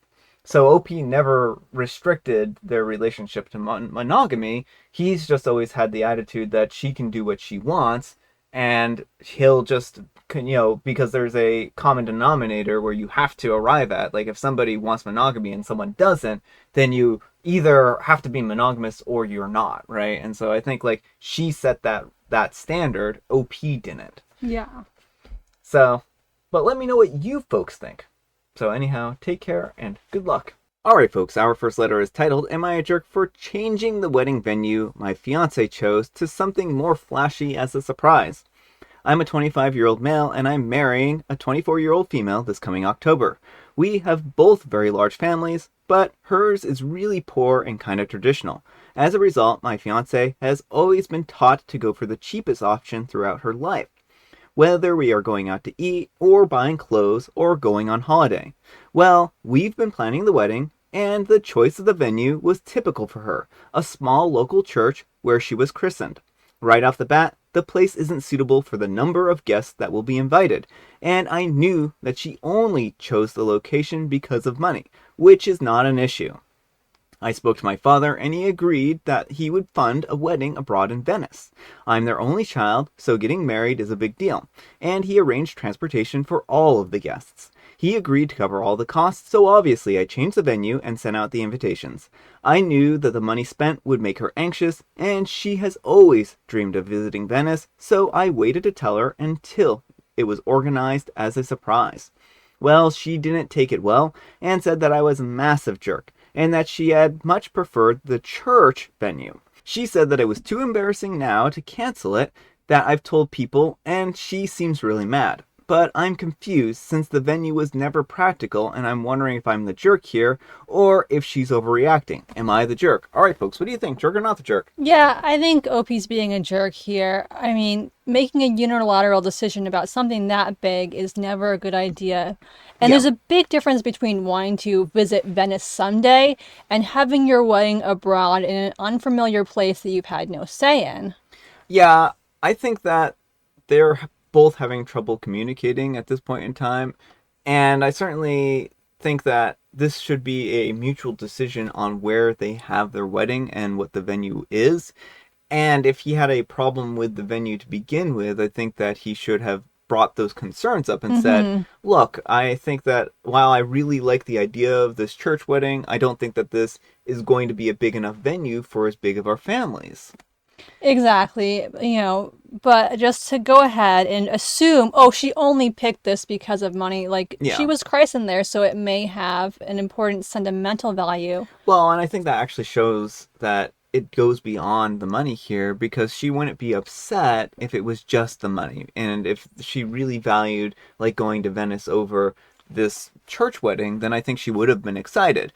And I don't honestly feel that OP had bad intentions here, though I don't know if everyone will agree with me on that. I am of two minds. Part of me thinks that he may have just really wanted a bigger wedding and known she wasn't going to go along with it, so he was like, I'll just set everything up and bill it as a surprise. And she might not like flashy big things, right? And if OP wants a big flashy wedding and she doesn't want a big flashy wedding and it might make her uncomfortable and feel like overwhelmed, then there probably needed to be a discussion about the size of the wedding to begin with too. Well, and there's a big difference to travel to, like a chapel down the road in travel countries. Like, are all her family members going to be able to get time off from work to travel to the wedding? I understand that they're in Europe. I think they said in the comments that they were in Poland. So it's not quite as big as like going from the US to Europe, but like it's still. Is he sure that all her friends and family are going to be able to make it? Yeah, I mean, I think that's a really important concern, and I think that by not talking and planning this out together, it really did do a disservice to both of them, and it kind of shows that maybe they have a little bit of work to do before getting married, to be quite honest, and about a lot of different expectations, and those are important conversations to have. Well, I also don't like how he kind of thinks that his decision can win up hers, because instead of like sitting down and being like, hey, I really don't know if this venue is going to accommodate all of our friends and family. Can we find somewhere bigger? He's just like, ugh, I'm just going to go ahead and talk to my dad and get him to fund us a big old wedding. Yeah, I guess to me it really depends on his intentions here, and it's not clear to me what his intentions are exactly. If he wanted to supersede her and thought that, if he really sincerely thought that she was going to like the surprise, and it just turns out that it was one of those things where he just didn't read it right, then I'm a little less critical on him. But if it was actually a selfish reason where he's like trying to play this off as, oh, I'm doing her a favor, but it's actually a favor to him, then I feel very different about it. Well, I mean, even I still feel like even if he thought he was doing something nice, just the way he thinks he can supersede her decisions, like what other surprises might he pull out? Like, here's your car. You never wanted a flashy car, but now we've got this flashy car because, surprise. Yeah, and I mean, again, that's why I say that they really need to sit down and have some serious discussions about what their expectations are in relationships, and maybe even go to couples counseling before getting married to kind of start to work on better communication skills. And I really don't think that this is like a deal breaker or anything like that. It sounds like she's still going to be at the wedding, right? It's not like she's like, no, we're over. Well, and another possibility is that they could have a little service at the chapel with just like immediate family and very close friends or something, so they can both have the wedding they want. I think that's a really good compromise too. It might be one of these situations where she would feel better about having the first wedding at the smaller chapel, maybe even a smaller ceremony with more close friends and family, right? Whereas they'll have a large wedding at Venice and have the full shebang there. So let me know what you folks think. So anyhow, take care and good luck. And username 52 says, you're the jerk. You gave her no say in any of it. You picked a venue, picked a different country, scheduled a date, made a guest list, chose the invitations. Maybe she chose the church because of personal meaning. Maybe she chose it because it was cheaper.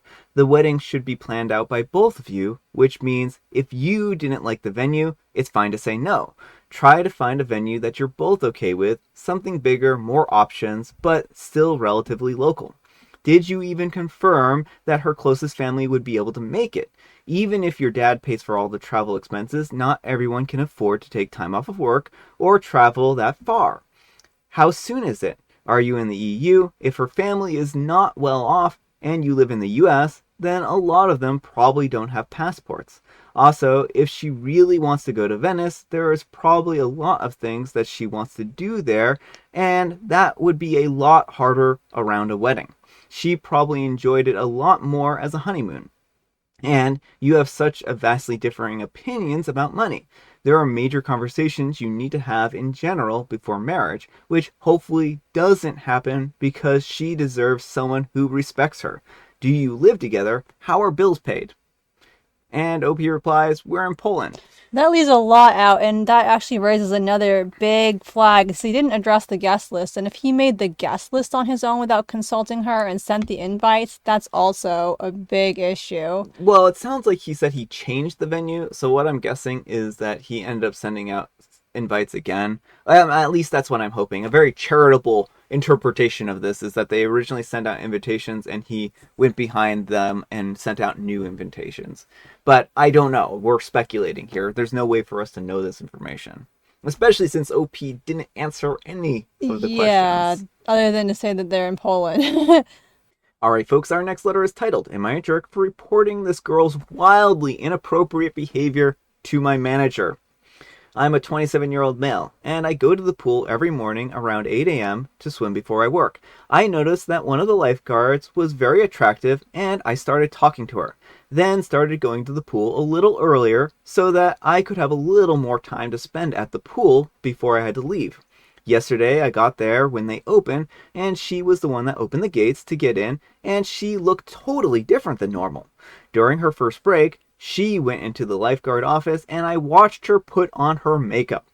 I felt like it was wildly inappropriate to put makeup on while you're at work. I left early, and while I was on my way out, I noticed the pool's manager office door was open and he was in there. I stopped in to mention that she was putting on makeup while she was at work, and that seemed unprofessional to me. He asked me a few questions and then said that he would talk to her. This morning I went into the pool and she wasn't there. I started worried that maybe she had been fired, so I stopped by the manager's office on my way out again and talked and asked where she was. And he said that due to her wildly unprofessional behavior, he used air quotes and was acting super sarcastic and mocking, that she had been moved to another pool and refused to tell me which one. He basically called me a jerk and said not to talk to the lifeguards anymore. Am I the jerk? All right, folks, what do you think? Jerk or not the jerk? Yeah, I think OP's being a jerk here. Like, first of all, why is he watching her in the lifeguard station? Second of all, why does it matter what she's doing on her break? Like, putting on makeup of all activities is not going to be dangerous or set a bad example, or I don't know. You know, OP, I have a little bit of life advice. Mind your own business. Like, there's no harm in here. Exactly. Like, it would have been one thing if, like, there was a kid drowning and she's just sitting there applying lipstick. Okay, yeah. She was on break and did not have any responsibilities, so why is it an issue? Yeah, and if she had been doing something wrong or bad or whatnot, dangerous, then I could understand OP being like, hey, you shouldn't do that while you're at work. OP just seems like they have nothing better to do with their time than harass this poor woman who just is trying to do her job, right? Yeah, and it seems like it's probably a bigger issue than this one incident from the way the manager is responding and the choice to move her. Like, I get the sense that this guy is monopolizing her time in ways that's not appropriate at the pool. Well, and I think that probably what happened is the manager talked to her and she said, oh yeah, he keeps getting to work early just to harass me and kind of tries to bother me while I'm at the pool. And the manager's like, okay, you should have talked to me about this sooner because I'm going to move you so that you don't have to deal with this guy anymore. Some variant on that conversation is what it seems like to me. I have no way of knowing this. I am just guessing. But my big question, and this is kind of a tangent, is like, why, if you're crushing on this girl, why report her for putting on makeup? Like, was he hoping that she would put it on before she got to the pool because she looked different today? And I'm assuming by different, he means not as attractive. Yeah, I don't know what his motivations here were. I think that he just needs, at the end of the day, to mind his own business. And like you said, this isn't a good way of like getting to know somebody. I think he just has nothing to do better to do with his time other than to bother people who are working at jobs like this, right? That's what it seems like. So let me know what you folks think. So anyhow, take care and good luck. And MD Thomas says, please tell me how putting on makeup is wildly unprofessional. You're the jerk. And OP replies, it just seems like something that should be done at home and kept out of work. There might be policies at a workplace where you're not supposed to put makeup on or something like that. But I think that, again, you need to mind your own business and let the pool manage itself. Right. I mean, this isn't like a lab. Like, there are some labs where you cannot apply makeup in them because there are dangerous chemicals and you can get hurt. Mm-hmm. But this is a pool.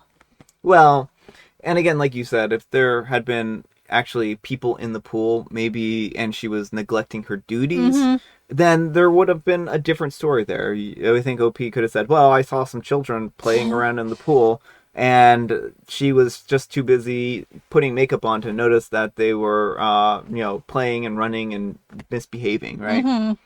So, yeah, just seems like OP, again, needs to mind their own business. And Lie's Trick says, so you got salty because a girl you were trying to creep on didn't look as good without makeup, and you decided to try to get her fired. Yes, you're the jerk on so many levels. Best leave it at that before they ban your stalker butt from the pool and call the cops. And since you posted this twice, I'll say it again, you're the jerk. And OP replies, my first post said that it wouldn't be posted because I didn't respond to the bot quickly enough, which does not address the accusations of creeping on her. Which I was kind of getting the vibe that this was like a weird, like, oh, she doesn't look good without makeup, so I'm going to report her, so she has to wear makeup in the morning or something. Well, I really would have liked to have heard OP's defense there, and they had the opportunity to actually defend themselves, but the thing that they were more concerned about was answering that why the post was deleted in the first place, as opposed to whether or not they have any interest in this individual. Alright folks, our next letter is titled, Am I a Jerk for Not Wanting My Mother-in-Law in the Delivery Room because she's been acting so weird since I got pregnant? I really liked my mother-in-law before I got pregnant, but since that point, she's been acting strange, and I can't stand her. Almost like she's trying to one-up me or prove her place in her son's life. She didn't act like this prior to me becoming pregnant. So, since I got pregnant, she has been stopping in randomly with gifts for my husband. Things like tools, money, and jewelry. My husband hates jewelry, always has. The first time that she brought over a bracelet, I said, oh, I love that. I bought him one just like that, but he won't wear it. She said, well, I'm his mom, so he will wear it. It's a mom and son thing. Okay, weird, but whatever. He doesn't wear the bracelet. Then the money thing. Randomly trying to give him money, and he hates it. He's expressed it multiple times. She won't stop it, however. She keeps saying, I want you to buy yourself something nice for once, etc., etc. Again, whatever, but it's just getting weirder. Like her randomly showing up at my doctor's appointments and telling the nurses that she's my husband's moral support and that she needs to hold him up. So, my baby shower was last week. I'm due in 5 days. She gets us a car seat, knowing that we already bought one. The car seat that we bought was $380 and it grows with a baby. The one that she bought us was $99 and it was an infant-only car seat. She told him to return the one that we got because this one that I bought has sentimental value because I bought it. Then she turns to me and says, I better get a phone call when the baby is coming so that I can be there to support my baby. And starts rubbing my husband's back while smiling up at him, and it just grossed me out. I don't want her there, and her weirdness since finding out about my pregnancy is just pushing me over the edge, and I don't know what to do because she was not like this prior to finding out that I was pregnant. It's like a switch flipped. My husband feels bad because we both know that this is not normal, and he doesn't know how to deal with it either. But I still don't want her in that room. It's going to make me mad if I'm sitting there in pain and she's going around kissing his butt when he and I should be supporting each other for such a big life moment and changing event. But my husband says that maybe we should just let her in the room and see if it goes back to normal afterwards. I'm totally against it, not only because her presence is causing him to act awkward and reserved due to her weirdness, but because of her mere presence has been making me mad lately. Am I the jerk?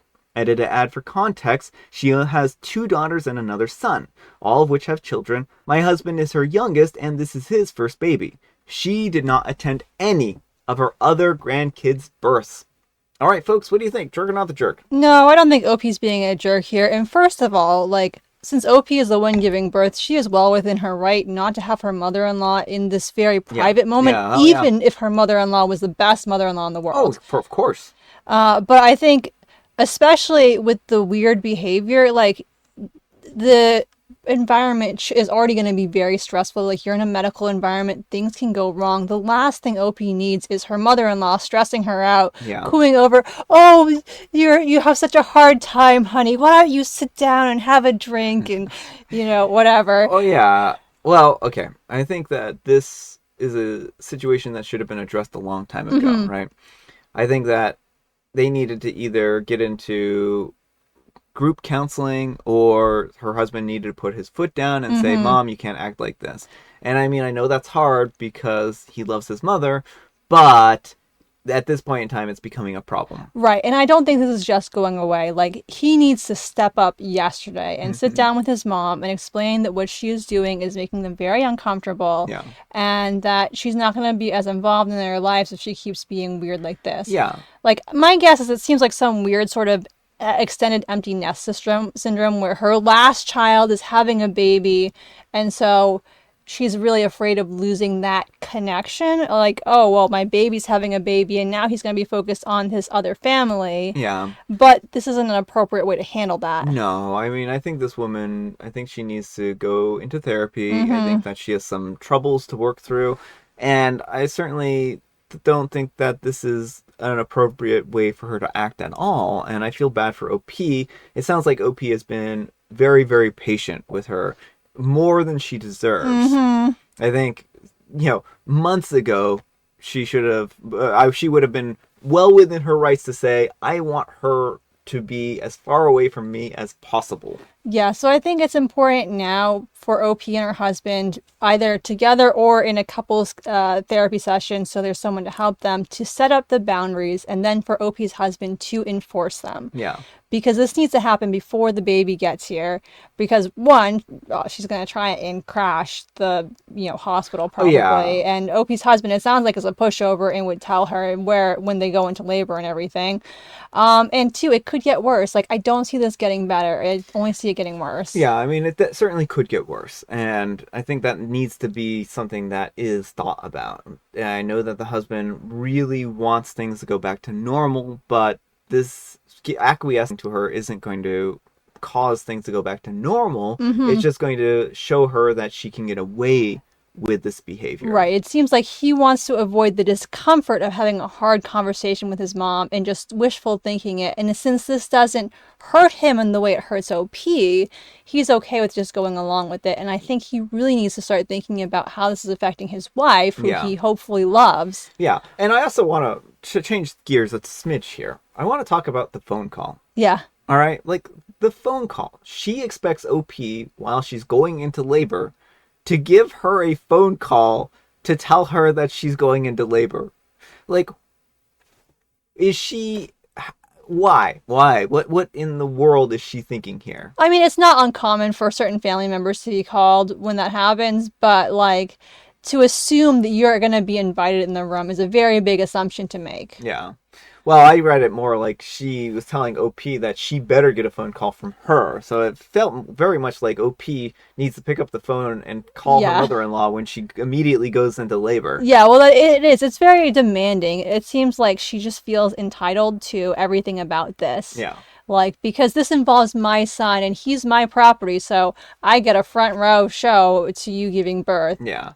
I think there's a lot wrong here, and hopefully OP and her husband can sit down and talk about this. And unfortunately, it's so close to the birth as it is that I don't know that they're going to have too much opportunity to actually address this properly, unfortunately. Yeah, but OP's husband has to step up and put his foot down now and say, Mom, you're not in the delivery room, and please take a step back and stop doing this. Yeah. It's not okay. Exactly. Let me know what you folks think, though. So anyhow, take care and good luck. And Deletion says, not a jerk, your mother-in-law is acting whack. I say stick to your guns. You don't need the distraction while giving birth. Good luck, by the way. Hope everything works out well. And OP replies, thank you. And Chopped Liver 65 says, your comfort during the delivery is the only thing that matters. But mother-in-law isn't your biggest problem. It's your husband's job to protect you from this disturbing behavior. He needs to have your back and let his mother know that her nonsense won't be tolerated. You're not the jerk, but your husband may be if he doesn't get this under control. Mm-hmm. And Dinkleshops says that's the thing, though. He doesn't quite know what to do, and he's very conflicted. He is fully aware that his mother is acting weird, and he doesn't like it. But it's also his mother. Just saying that she cannot be there while his wife has a baby is a lot easier said than done. The only jerk here is the mom. The husband and OP are a very strict, sticky situation, and it's a lot easier for OP to say that she doesn't want his mom around her. I actually disagree with this one a lot. I mean, I understand it's uncomfortable to have uncomfortable conversations with your parents, but when they're acting inappropriately, you gotta do it. And I think he's a jerk for wanting to push OP's comfort aside and being like, well, we should just let her in. Like, he's not the one who's exposed and in pain and vulnerable. Yeah.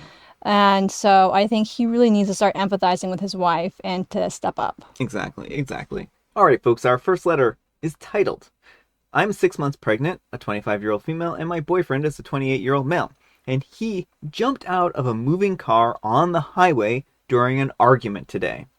I'm a 25-year-old female, and my boyfriend, a 28-year-old male, were on the way to an ultrasound this morning, which is an appointment that I had to make 3 months ago. He worked a night shift, so I told him that if he wanted to come along to the ultrasound, that I would drive so he can rest. We don't have a toxic relationship, and we don't argue much, but we got into what I thought was a small argument in the car. I had to fill up on gas, and I started to fill up my tank, and I asked him if he could finish filling it up for me. When he got back in the car, I noticed that it didn't cost as much as I thought it would, and he told me he didn't fill it up all the way, to which I responded, next time, fill it up all the way so that I don't have to stop again to get gas sooner. I paid for the gas, so it's not a money issue. Me saying this really set him off. He got in a really bad mood and was mad and kept saying, don't talk to me like that. I responded and said that I was sorry and next time I will ask nicer and that it's not a big deal in the first place. I just wanted to let him know for next time. He continued to get angrier and said that you don't understand. Don't talk to me like that. At this point, now I got mad and I said you need to learn how to communicate with me better because simple conversations like this should not turn into arguments. And I was listening to him and apologizing to him, and now he needed to listen to the way that he was talking to me. He kept getting angrier, and at this point I got extremely angry and I raised my voice and I said, F you. When I did this, he opened up the car door. We are driving on the highway with lots of traffic. I slammed on the brakes and I was shocked and I said, please don't do that. I love you. We can work this out. And he jumped out and walked across the highway. I pulled off to the side and I texted him and called him, just telling him to come back and that it isn't safe for either of us. He responded and said, I'm done with you. He did come back to the highway and get back into the car after 10 minutes and then said, take me home. But this ultrasound is important to me and has taken me months to get, and I told him that I was going to go to the appointment in a calm tone. Of course I cried for like an hour because I'm pregnant and more emotional than normal. He went to the ultrasound without saying a word to me, and after the ultrasound, I went to the restroom, and when I came out, he was gone. He had Ubered home and taken all of the ultrasound pictures with him. I feel like he is completely wrong in this situation, and that him putting me and our unborn child in harm's way over his emotions is completely unacceptable and scary to me. I had plans to fly where my family lives in 2 months and give birth, and I'm thinking right now that after this I need to fly there now so I can feel safe and be around people who think rationally. However, I'm pregnant and my brain is definitely very foggy, and I'm open to the fact that I could be wrong in this situation. I know that I shouldn't have raised my voice, but I still don't think it's acceptable for him to put everyone in danger and is just still extremely angry with me, but he doesn't really communicate, so he won't talk to me. All right, folks, what do you think of this situation? I don't think Opie is being a jerk here. I think that it's perfectly reasonable to be frustrated and upset because what he did was uncalled for. Oh, yeah. It was very reckless, and I am very worried about his behavior here. Yeah, I mean, I'm very, very concerned. I'm wondering if there's something that's kind of gone wrong and that he needs counseling or needs to seek medical help, because if you two are normally rational, able to have good conversations, and he's never acted like this and he's suddenly acting very angry out of the blue like that, I'm wondering if there's some deeper medical reason for that, because that does not seem characteristic. It could be, it could also be the stress of parenthood, which is another thing that you could talk about in therapy. Yeah. Or this also seems like the kind of thing people do sometimes when they're cheating, is they get irrationally frustrated and angry with their partner. Yeah. And it just may be any number of things, but unless he is willing to communicate, you're not going to get to the bottom of it. Yeah, well, and my big concern here is if it is something that's gone wrong inside of his brain and he needs some medical assistance pretty immediately, and they get him scanned and find out, oh, these anger issues are just because of something,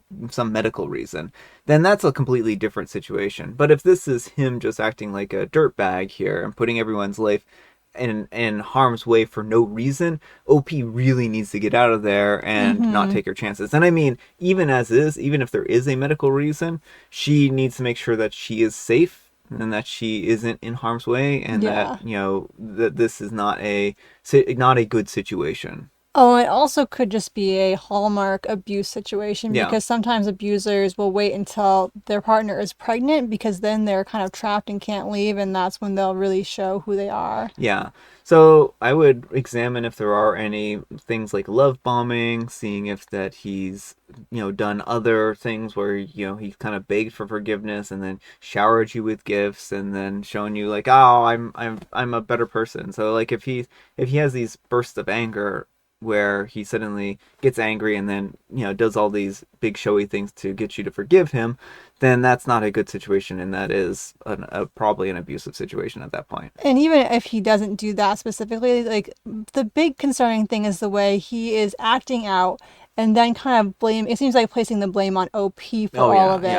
Yeah. Because that's a classic abuse tactic, is to turn it around and be like, well, I wouldn't have done this if it wasn't for you. This is all your fault. You're making me jump out on the highway, which you're not doing. This is a Darvo move.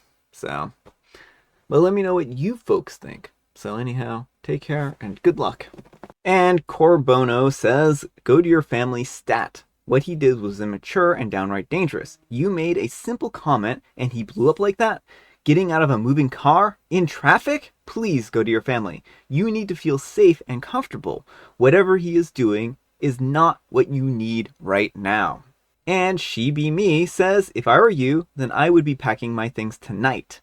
The moment he jumped out of the car, I would have left him there. He didn't have a single thought or care about your pregnancy or your well-being. Do you want to raise a child with someone like that? You really need to get somewhere so that you can clear your head and think about everything. And Runner Girl says this, and he still asked to go home, expecting her to miss the appointment. I don't care if you had been that way more rude to him. This is not the time to pull a dangerous stunt and or ask OP to miss her appointment. I mean, I think these people all make really good points. I mean, this is absolutely true. Like, what he did here was completely unacceptable. Who does that? Who's like, I'm going to jump out of a moving vehicle? Apparently this guy. All right, folks, our next letter is titled, Am I a Jerk for Not Helping My Ex-Husband and Ruining His Relationship with Our Kids? I'm a 35-year-old female, and I was married to my ex-husband for 5 years, and we have 2 kids with him, a 6-year-old male and a 4-year-old female. We divorced 2 years ago when I found out that he had another kid before we met and is a deadbeat dad to that kid. The fact that he hid it from me for 7 years while we were together just made it worse. I knew it only when he was sued for child support. When we divorced, I used that information and the fact that the kids are too young to get full custody. He has visitation rights contingent on child support. I don't really need the money. I'm in a high-income profession and my parents are quite wealthy too. Airtight prenup meant that he got nothing in the divorce. He works as a teacher and it doesn't pay much. He owed quite a lot to the other kid. Current child support plus back payment installments. And this eats up most of his income. He doesn't own a home and living expenses here are very high. Basically, he hasn't paid child support for over a year now and as per court order has no visitation rights. I wouldn't have minded him visiting still, but He asked me for money to hang out with the kids. I used to give him it to preserve the relationship with the kids at least, but it came to the point where he was stealing from me. As in, he would ask for $100, but spend 20 on the kids max. He started doing this almost regularly, and when I confronted him, he accused me of leaving him homeless and penniless in the divorce, hence I owed it to him anyways. As much as I want the kids to still have a dad, I was tired of being taken advantage of. I stopped giving him money. He couldn't take the kids out anymore. Kids missed him, but I refused to budge on this. When they asked me, I would call him so they could speak to him. His family and friends started accusing me of driving a wedge between him and the kids, so I told them the truth, that I never stopped him, but stopped funding it. He is calling me a jerk for refusing to help him, ruining the relationship with his kids, and humiliating him in front of his family and friends. Am I the jerk? Just from the comments to clarify, if he wants to take the kids out anywhere, it's fine with me.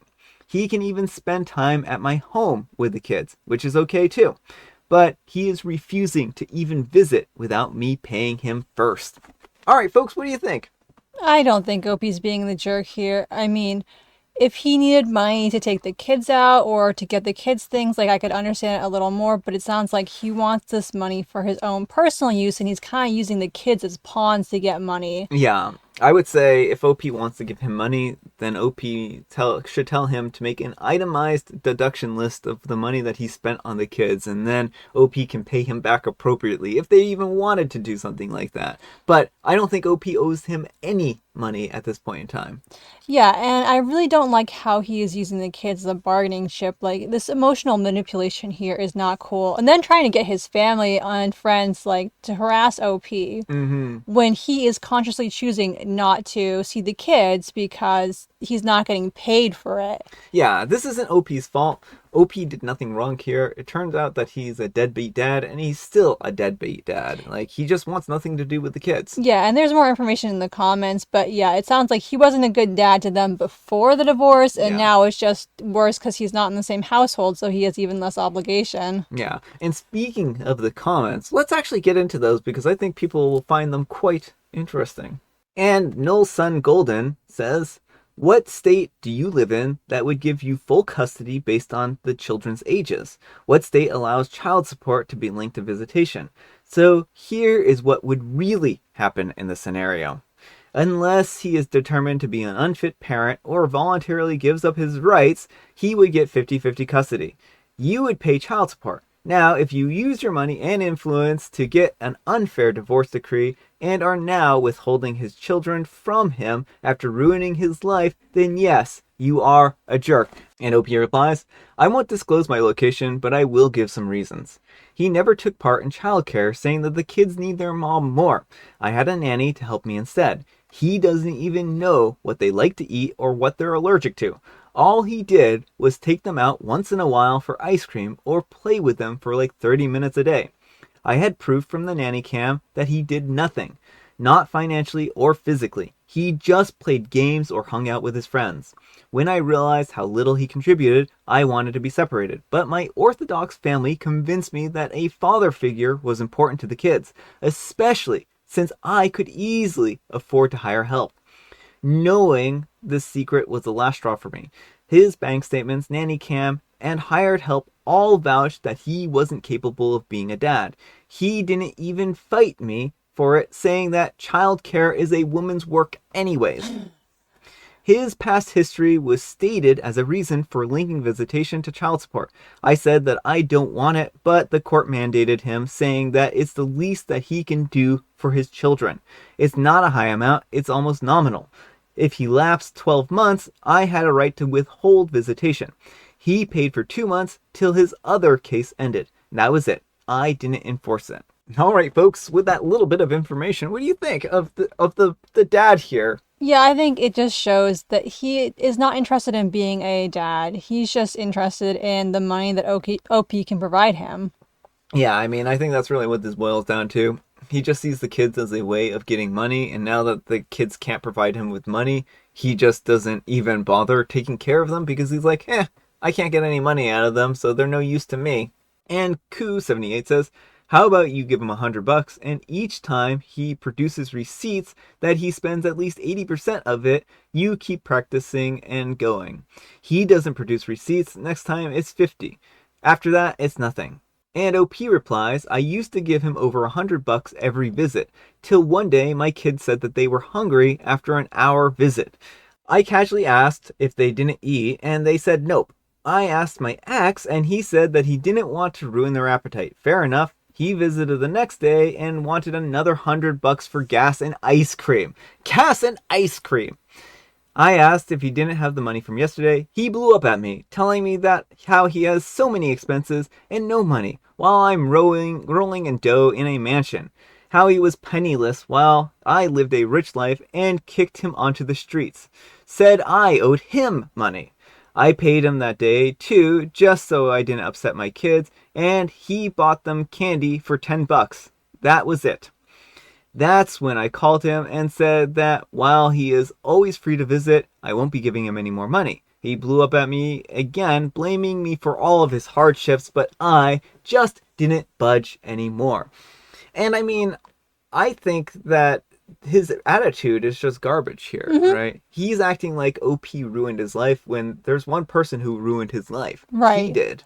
I mean, you have to be a good partner if you want your partner to support you indefinitely. You can't do nothing and just assume they're always going to support you. Yeah, and the fact that he lied for 7 years, like, he had any number of opportunities to come forward and explain the situation to OP, probably while they were dating. That would have been important, right?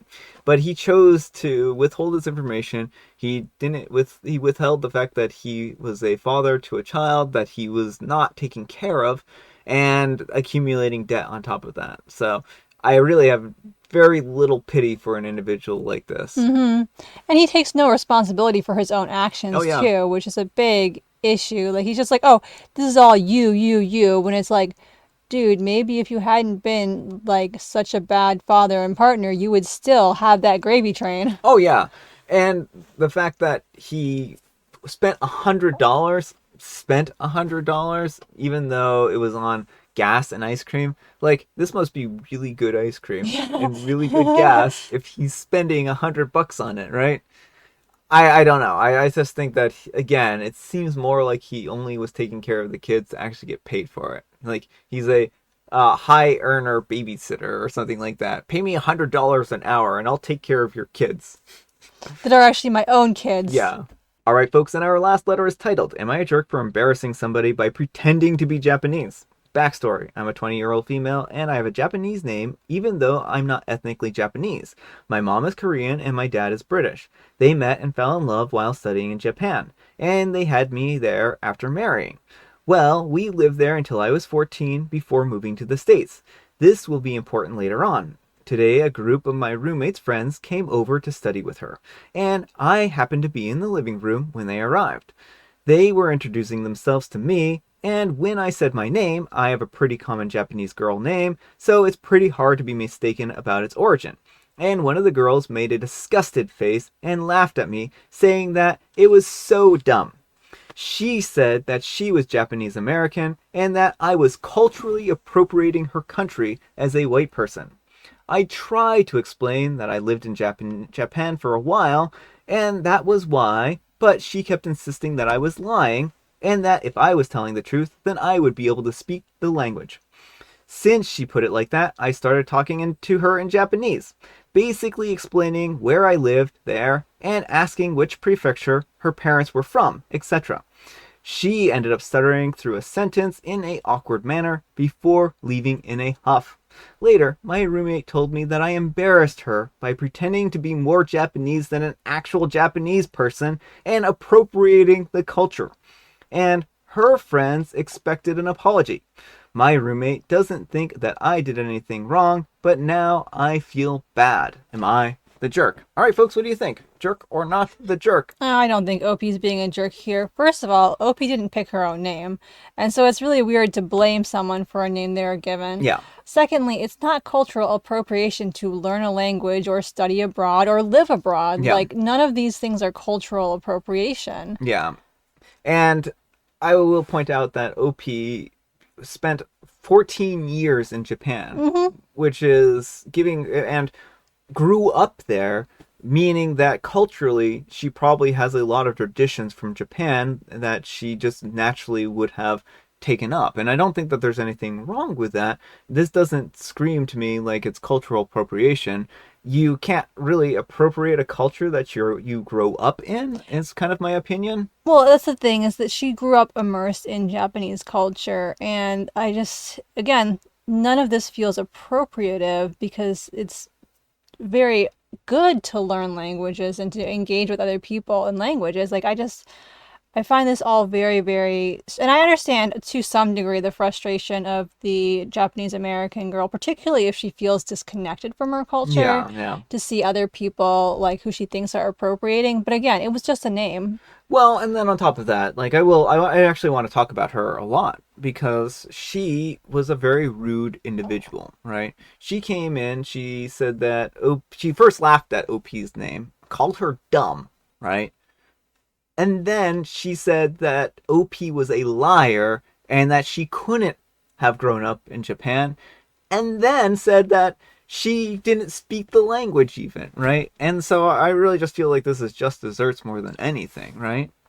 Yeah, I mean, I think so. And it goes to show that you can't judge whether someone knows the language or not based on how they look. Yeah, and I think that again, this person really needed a good slice of humble pie. Like she was just beyond rude, and you don't can't expect to be rude to people like that. And OP was actually very gracious, if you ask me. Like OP could have been rude to this individual back, but they chose the high road in this particular case. And I don't think speaking to this person in Japanese was a mean or rude thing to do. It just proved her wrong, you know? Or pretending to be Japanese. Like Yeah. OP never during this conversation claimed that she was Japanese. Well, but she pretty much is, right? Well, yeah, but I'm just saying, like, it wasn't like OP, was like came in traditional Japanese garb and like had no connection to the culture and just Yeah, like yeah. walking around pretending like she was Japanese or something like that, like there was no element of appropriation at all in this interaction, and it's not pretending to be Japanese to speak Japanese. Yeah, oh, exactly, exactly. And I mean, I do think that there's a difference, and I know that not everyone's going to kind of agree with me, but I think there's a difference between learning about a culture and taking it seriously and respecting it as opposed to taking aspects of a culture just to kind of incorporate as like a just decorative and or erasing the fact that that culture exists. Yeah. I think that there is a really big difference between those two types of actions. Mm-hmm. And there's sometimes a fine line between cultural appreciation and cultural appropriation. Yeah. But I don't think OP is crossing any lines No, at all. no, exactly. I just kind of wanted to point that out too. Like, and I think again, this friend is just completely out of line, and she was rude, and I can't blame OP for being upset about this because this was probably a pretty upsetting situation, and they're confused right now because this person was so like rude to them too. But let me know what you folks think. So anyhow, take care and good luck. And it's J92 says, not the jerk. You didn't choose your name, and you were literally born in Japan. That makes you Japanese. You're not just pretending to be. Edit. I learned today that Japan does not grant citizenship by birth. Thanks for the info. But being born in Japan and growing up there and spending most of her life there is enough to make me think that it's still part of her identity. And it sounds like OP feels that way as well. And edit 2.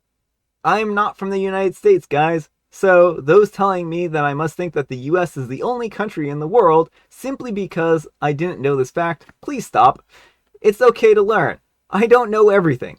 Also, there are other countries that grant citizenship by birth other than the United States, like mine. So directly assuming that I'm from the US doesn't make you any better. And Purple Vermont says, not the jerk, the Japanese American guest was way out of line, making a rude comment about your name, accusing you of lying when you told her that you had grown up there. You weren't pretending anything. You have a Japanese name because that's your name that your parents chose for you, and you speak the language because you grew up there. Alright folks, our first letter is titled, Am I a Jerk? I was accidentally seen naked by a friend who watches our baby. I'm a 40-year-old male, and I was out for a jog and then I came home to shower. It sometimes takes me a little longer to get ready in the morning as I don't have a set time to be at work. On this particular morning, I decided to take my time to get ready.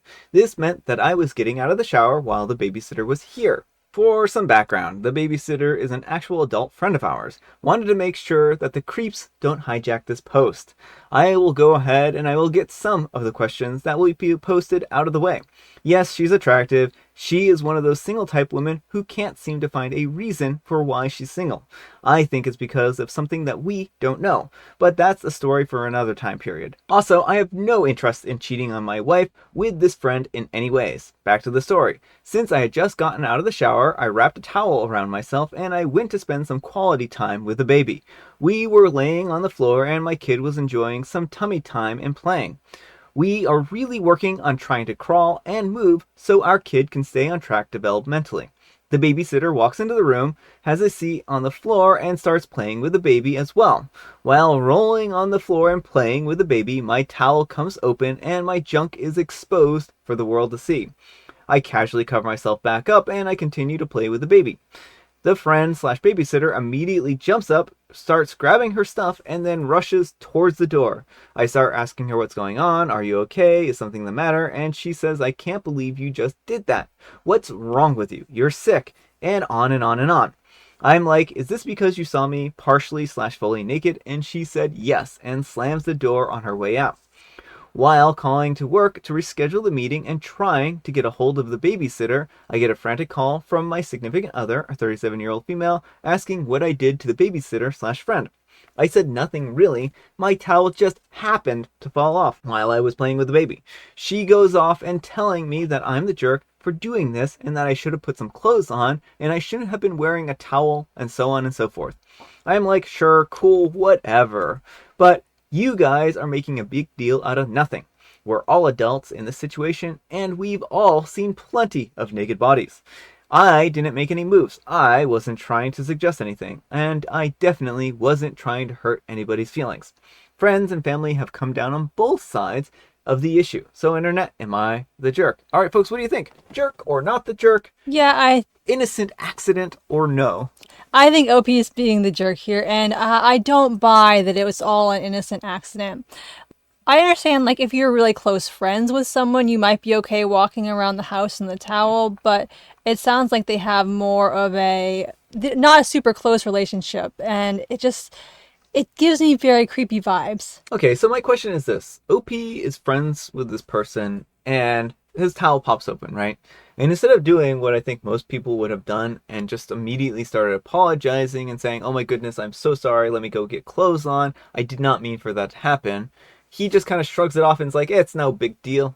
Yeah, well, that's the thing, is like just his casual attitude this whole time makes me really like, it makes it feel deliberate and or like he has very, very different morals than the rest of us. So, I don't know. I mean, I would love to believe him when he says that he's not attracted to this person and not trying to make any moves, but I kind of feel like he may have wrote this post explicitly to reassure his wife that, look, sure, there's nothing that's going on here. Everything's kosher. Everything's great. And I'm not trying to be gross. Unfortunately, it just really seems way too coincidental. It's like... It just doesn't pass the sniff test. Well, and even if we wanted to give him the benefit of the doubt, the moment he realized that she was uncomfortable, he should have completely changed his actions. Like, he shouldn't be dismissing her and his wife and be like, oh, you two are freaking out over nothing.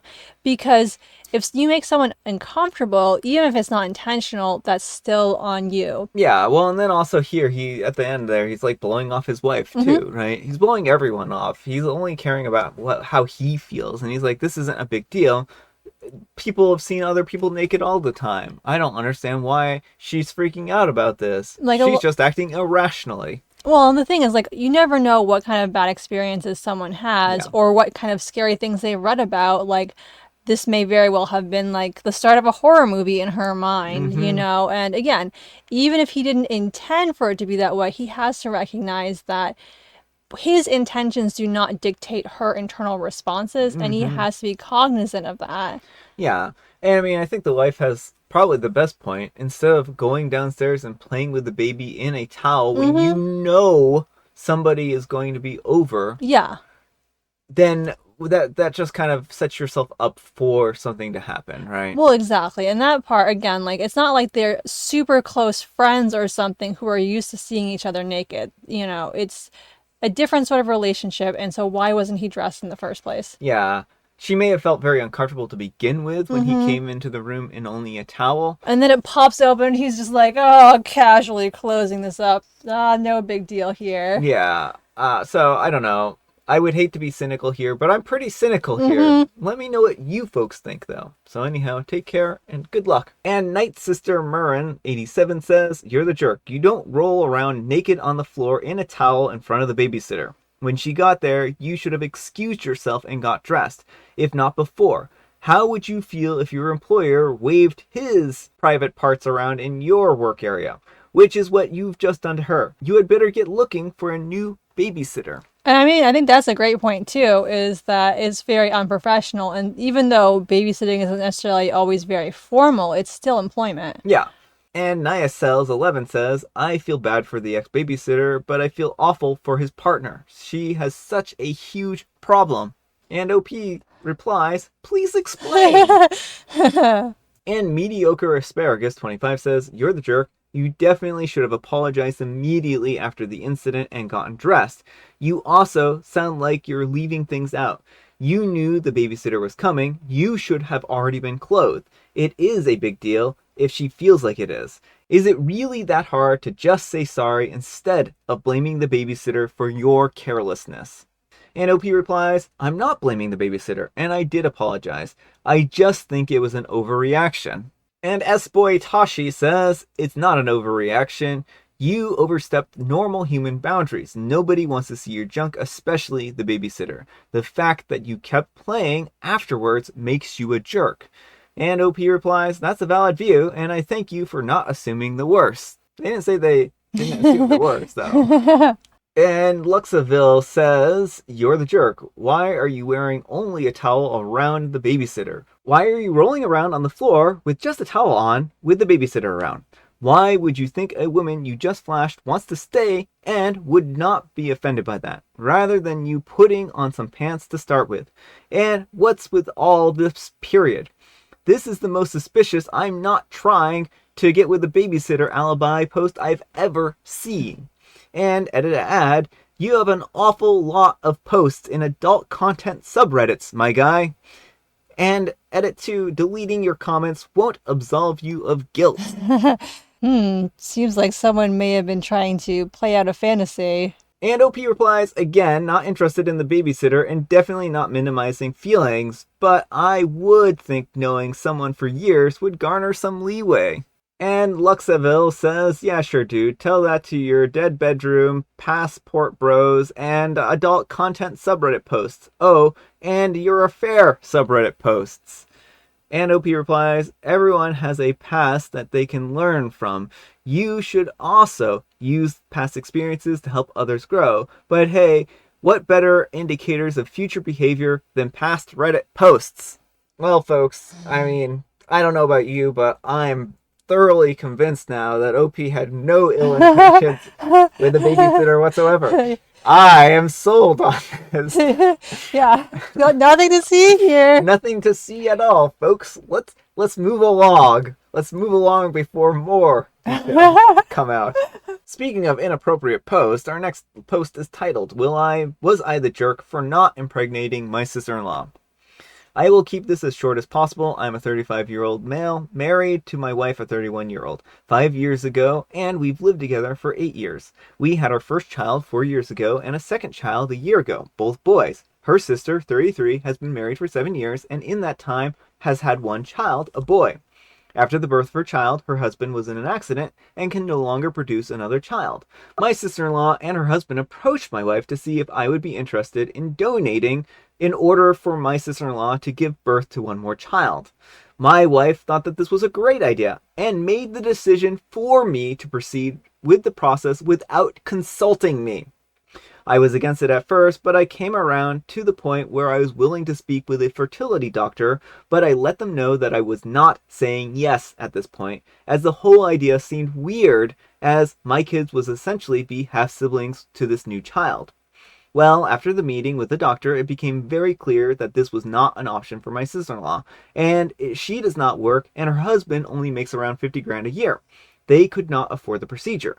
They asked my wife and I to help offset the cost, but that was not an option that I was willing to explore, as I only make about $85,000 a year, and we recently purchased a new house and are trying to invest in college funds, etc. It was a hard no for me, and my wife was okay with that, but I think that she would have found a way to get them some, if not all of the money.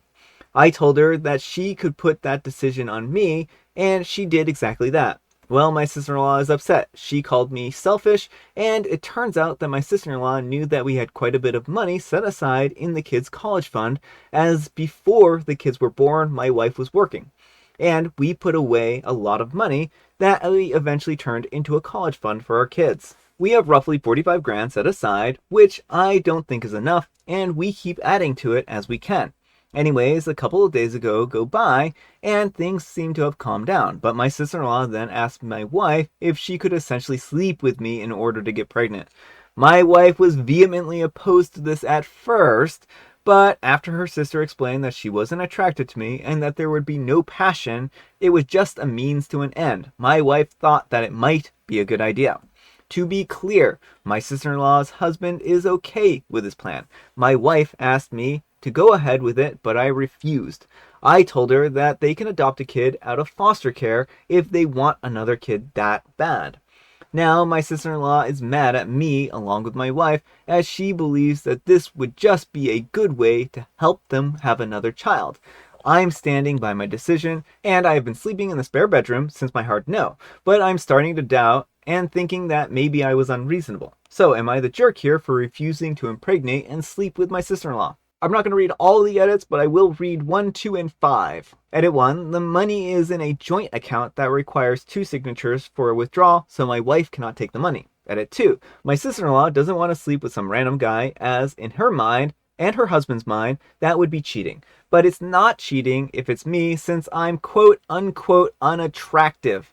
I'm at work and I will edit when possible, but cannot possibly respond to every comment. I appreciate all the support, as I strongly felt that I was in the right. I won't feel guilty anymore, even if I was just feeling a little guilty. Edit 5. My wife has always been manipulated by her sister. Their parents were much older when my wife and my sister-in-law were born, and my sister-in-law was supposedly always good at getting her way. When their parents died, I think that my sister-in-law was even more domineering. We moved to a town over just for some space, but it hasn't helped much. I was an only child, so I don't quite understand the dynamic. I grew up pretty sheltered, but I had a good childhood and went to a good college where I was able to earn a master's degree. All right, folks, what do you think? Yeah, I don't think OP's being the jerk here. It's totally reasonable to want to have control over his own reproductive future. And in fact, I would strongly advise that he not do this, because if sister-in-law were to be like, hey, I want child support, there's no formal agreement. Like, they're not going through a clinic. She could sue him for child support. Yeah, there's a lot of stuff that's wrong here. This is the advantage of working through a clinic, is that this is all above board. There's legal work, there's paperwork, there's a paper trail. Whereas in the particular case that they're suggesting, this could go badly for you very quickly. And you could end up owing child support, like what Amber is saying, because it's just your word against hers, right? And this is not a good situation. And the fact that your wife is volunteering you for all of this? Yeah, well, I'm really disturbed by the fact that the wife is trying to do things without his consent, just volunteering his body. Mm-hmm. Like, it's one thing to say, I'll talk to my partner. Yeah. And then say, hey, my sister and her husband were thinking this. How do you feel about it? But you have to accept the no. Yeah. And just the way she's acting here is really gross. And the sister is just so manipulative, but the wife is also in the wrong for not standing up and like recognizing her husband has a right to bodily autonomy. Yeah, I really do not like the wife or sister in this particular case. I don't think either of them are acting very good. I think the sister-in-law is acting worse. But OP needs to ask themselves if they really want to be in a relationship with a person who is going to treat them as if they have no say in these kinds of matters. Yeah, and is willing to steamroll over them to satisfy their sister. Like, I think OP's wife needs to go into therapy to work through her issues with her sister because it's not healthy for your sister to have this much control over you. Yeah. I think most people would be like, yeah, this is a terrible idea. So the fact that she just like rolls over and is like, yeah, no, totally fine. Sleep with my husband. It's great. Yeah, and not to mention, like, there's going to be probably some feelings there. Mm-hmm. And the fact that they're suggesting doing it this way, of all ways, when there are other legitimate ways of going about this, very strange to me. I do not like this, and I have very bad vibes about all of these suggestions here. Yeah, well, especially don't like that sister-in-law seems to know everything about their financial health. Might try getting that money for her kids. Yeah. And I mean, suppose she doesn't go for the child support route, but she will probably still harass them for money, right? Because they'll be like, well, these children are biologically related to you, so you Yeah. have an obligation to help support them This in is some your way. child, OP. You can't let your child not have everything. Yeah. So to me, this seems more like a money grab than anything, and it kind of makes me feel ick. But let me know what you folks think. So anyhow, take care and good luck. And the Bloody 11 says, this can't be real. I would divorce my wife if she ever agreed to that on principle. And Naive Slur 58 says, I would jump straight to divorce. And Bon Bonnie says, wanna bet if this is real, that they would make you pay child support at the end. Not the jerk. If they're okay with sister-in-law sleeping around, then she can just go and get pregnant somewhere else. And Add Dangerous 1234 says, that's a point that I had thought of. You're right. This could be a scam to increase their income. And that's kind of what I'm concerned about. Mm-hmm. All right, folks, and our last letter is titled, I'm a 38-year-old female, and I took off to a hotel with my 1-year-old baby. After another argument with my husband of 4 years, a male 38, we have been renovating his house, yes, his, not ours, for years, and it's been getting to me. I have been pregnant multiple times in those years, and I'm currently pregnant again.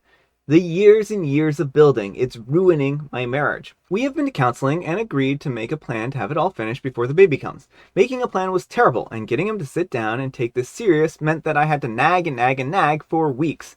And with everything that I wanted to plan, his response was, nah, it doesn't matter that we don't have, for example, carpets on our floors. We now live on concrete. Asking friends or family for help doesn't work. He doesn't want help, and he also does not want to have work done by a contractor. Finally, last week we made a plan, and we're going to start today with finishing everything. That did not go well. Firstly, he decided this morning to have lunch with friends. Then he basically just dismissed everything that we were going to do. For example, cleaning, sanding down, using masking tape, and covering the floors and furnitures before starting to paint the walls. In the end, I did it myself. I climbed up that ladder even though I'm pregnant and very dizzy and nauseous. When I got mad, he laughed at me. He always does that. He laughs when I'm upset. Just completely dismisses and invalidates my feelings. So just this afternoon, I was done. Absolutely done. I went upstairs, I took a shower, I booked a nice hotel, and I'm here with our eldest while pregnant.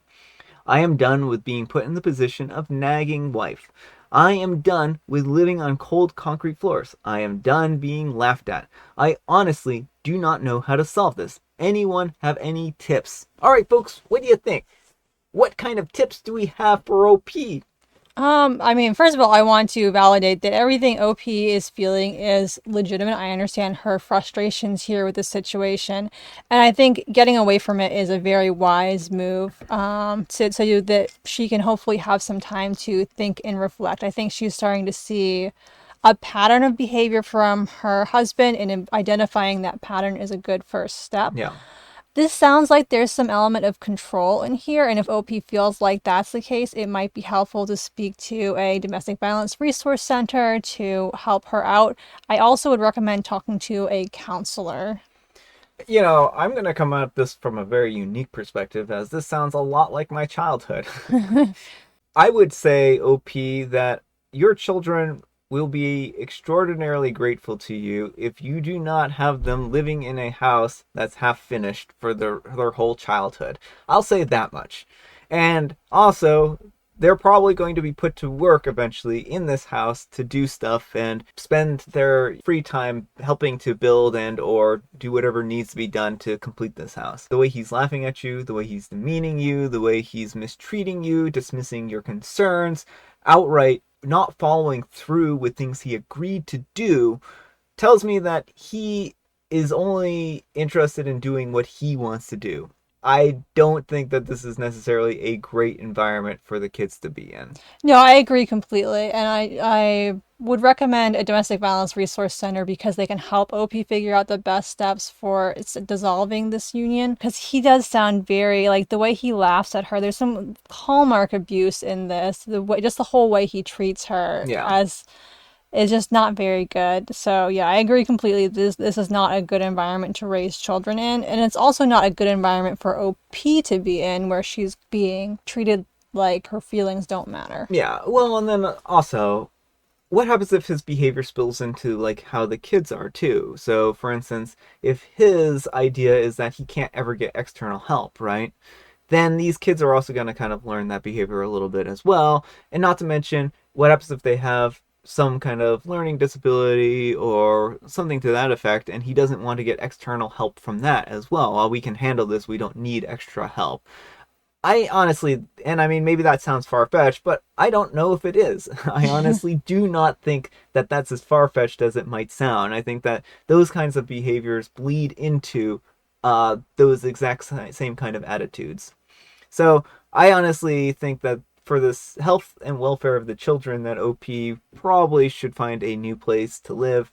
And I mean, it's hard because it's easy for me to be like, oh, you should just leave. Because I mean, I'm not in that relationship, right? Mm-hmm. But it's sometimes much more difficult to actually execute on that than it is just to say leave, right? So I feel bad. I feel bad that OP's in this position, but honestly, I think that this is a nice breaking point, right? Yeah, well, and if she has family or friends who support her, it might be a good time to lean on them as well and see if they can help her find a place to stay or figure out next steps. But let me know what you folks think. So anyhow, take care and good luck. And shut your face, Grandma. Why? Is that necessary? It says, when I was 10, I woke up to my dad tearing down the walls. He never redid them. We lived in a house without insulation for the rest of our childhood until my mom left him. He didn't care about us. He never paid the heat bills. The bathroom was almost non-functional. We bathed out of a bucket. We had only a wood stove and an oven to keep us warm, along with winter coats. He kept the space heater running only in his room. My mother waited too much to leave, but told me after that it was easier than she expected. Even if you don't have to care for yourself, you should at least put some into your children and decide what's best for them. Your husband is selfish and he actively laughs at your discomfort, and make this your last pregnancy because he is not changing. And OP replies, my father was actually the same. I am very independent, thankfully, so I do have options. It's just sad when you find your partner is like your dad, as if you learned nothing. He is, however, a great dad. Our kids' room is perfect, and he does everything for our kids. For all his faults, I do have to give him credit for that. He wouldn't do this to his kids, what our father did.